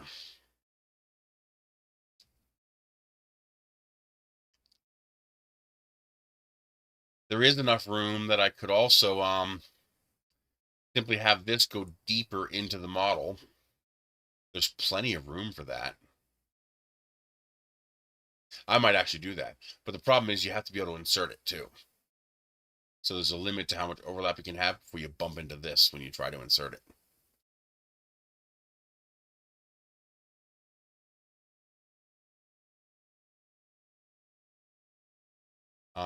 No, it doesn't print lying down without support. It only prints lying down without support if you tilt it this way. But I'm going to need the clip to stand this way. See what I mean? Yeah, if I print the clip this way, it works, but then I can't add it. The clip needs to be this way. I could... I think I am going to make this go deeper into this green part. There's no reason not to. And then I don't need any clip up here at all. If there's enough interference between these two parts, it'll be fine. I could also make it open up here. I could glue this green part to the yellow part and then have 2 pins here. And you just pop this yellow part off, fill this, and pop it back on again. But I like the idea of taking the bowl out because that's kind of what you would do in real life. So I like the idea of taking the bowl out. Plus, by taking the bowl out, you can put a picture behind the bowl, which is kind of cool.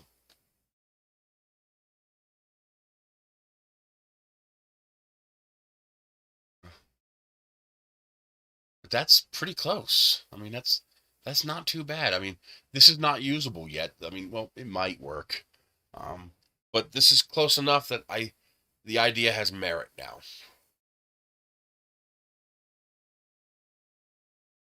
It's close enough that I think it would work. Yeah. So the candy would pour into here, fill here, and then this would fill with candy, rotate, dump the candy, rotate again, fill with candy. And because this end is curved, this should not jam. Now I could flatten this bottom edge so you don't see it below the print, but then when you rotate it, it could jam. Maybe it wouldn't. It depends on what kind of candy you put in there. Like cinnamon Imperials might jam, but M&M's probably wouldn't. I could do that. I could cut the bottom off here so you don't see it. But I'm actually okay with sticking out the bottom a little bit. That's fine.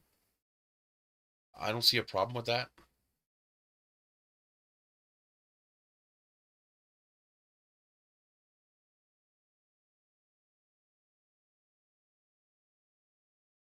I could add a tooth to the inside of this to act as a little agitator. That could work as well. You know, to make sure candy doesn't jam. Okay. I don't see a problem. It looks okay to me.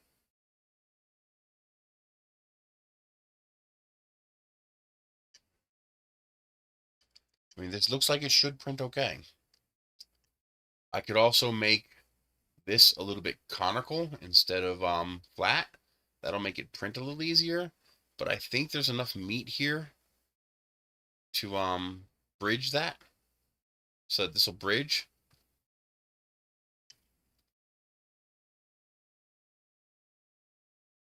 God damn. It won't stop trying to fly up my freaking nose.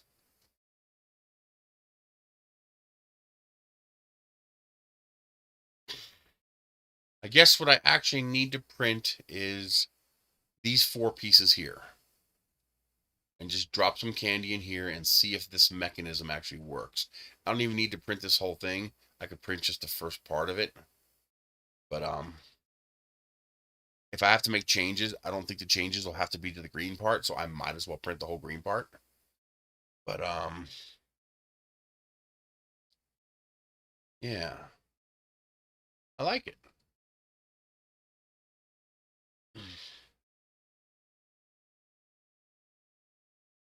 Of course, what I really want to do is get my CR10S5 out and make this 500 millimeters. That's what I really want to do. And say, screw this freaking 300 millimeter shit. Huh.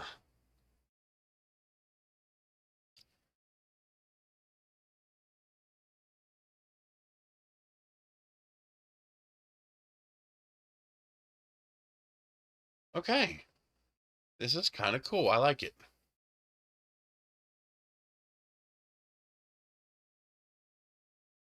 Also, I also realized I don't need these to be this tall. I could make these half the height like that. And I think that would be fine. Because that's like really overkill. Making it that thick. Matter of fact, I think I'm going to do that. I'm going to do this later. I got to get out of here. I got to go to the Roadrunner produce stand. That's today. I don't want to miss that. So, all right. I'm going to work on this. I'm going to print the light first. I'm going to keep working on this. I might stream again this weekend. I might, maybe Friday or Saturday, maybe I'll log back in and do another stream while I keep tinkering with this. And I want to get my 9 light and my 7 light lanterns printed. I don't even know if it's possible to print that shroud. That shroud might warp if I try to print something that big, single layer, single wall. So I might have to put ribs in it just to reinforce it a little bit. Or make it double wall with a wavy wall on the inside. Because what I don't want is, I don't want those hard lines of ribs. I want that one to be nice and smooth. But I came up with an idea of taking a model like this,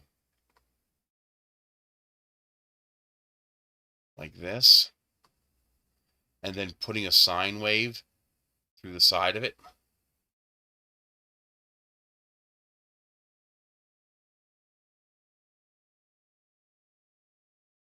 Kind of like this. Come on. You damn well know that's not what I wanted. So doing something like this and just making sure this right here is 1.5 millimeters so that as this wavy wall touches, it'll fuse and that'll give me the rigidity I need. It'll increase distortion, but it won't decrease clarity. since they won't actually be a hard right-hand turn. Because that hard right-hand turn is what makes it messy. The only problem is it would require me to make my channels thicker. And that's a problem, because that's going to take a lot of work to do that. I should have stuck with a 5mm thick wall, but oh well. You live and learn. I could gradually add the stiffness. That would work too. Add it gradually. But we'll go from there. Just an idea I have. All right, I'm gonna keep working on this because I'd like to get this posted. I think people would have fun with this. You can't print this on a bamboo, but you could print it on an H2D, and you could print it on a bamboo if you print these vertically. Control D. So if you were to do, hey DeWitt, if you were to do this, and then this, is that, and then do this, will that fit? Yes. So if we did that, if you print it like that, these two side ones, then you could print this on a bamboo. So it is possible to print this on a bamboo. Now, of course, on a 334, I could print this all as one piece. And that's a hell of a lot easier. But that's just an idea. All right. Actually, will this print flat? Yeah. 212 by 212. Okay, so to print flat on a bamboo. Because it's 256 by 256. Okay. Well, the P1P and the P1S. All right.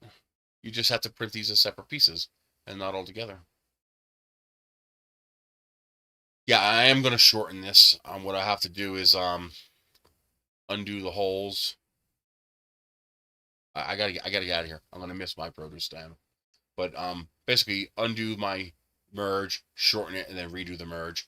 I can make these a lot shorter. There's just no reason for these to be this freaking thick. So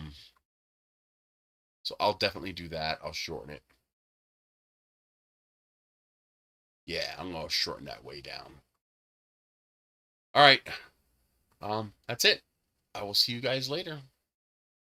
Possibly this weekend. Keep an eye out for my notification. I might go on this weekend to continue tinkering with this, but otherwise I will see you guys next Wednesday. Oh, yeah, every other Wednesday I go to the Roadrunner produce stand, so that's at 2:30, so I got to get going. Where's my keys? Where's my keys? Really? You're going to tangle around everything as usual? Because I'm a pig? All right, I will see you guys later. Be good.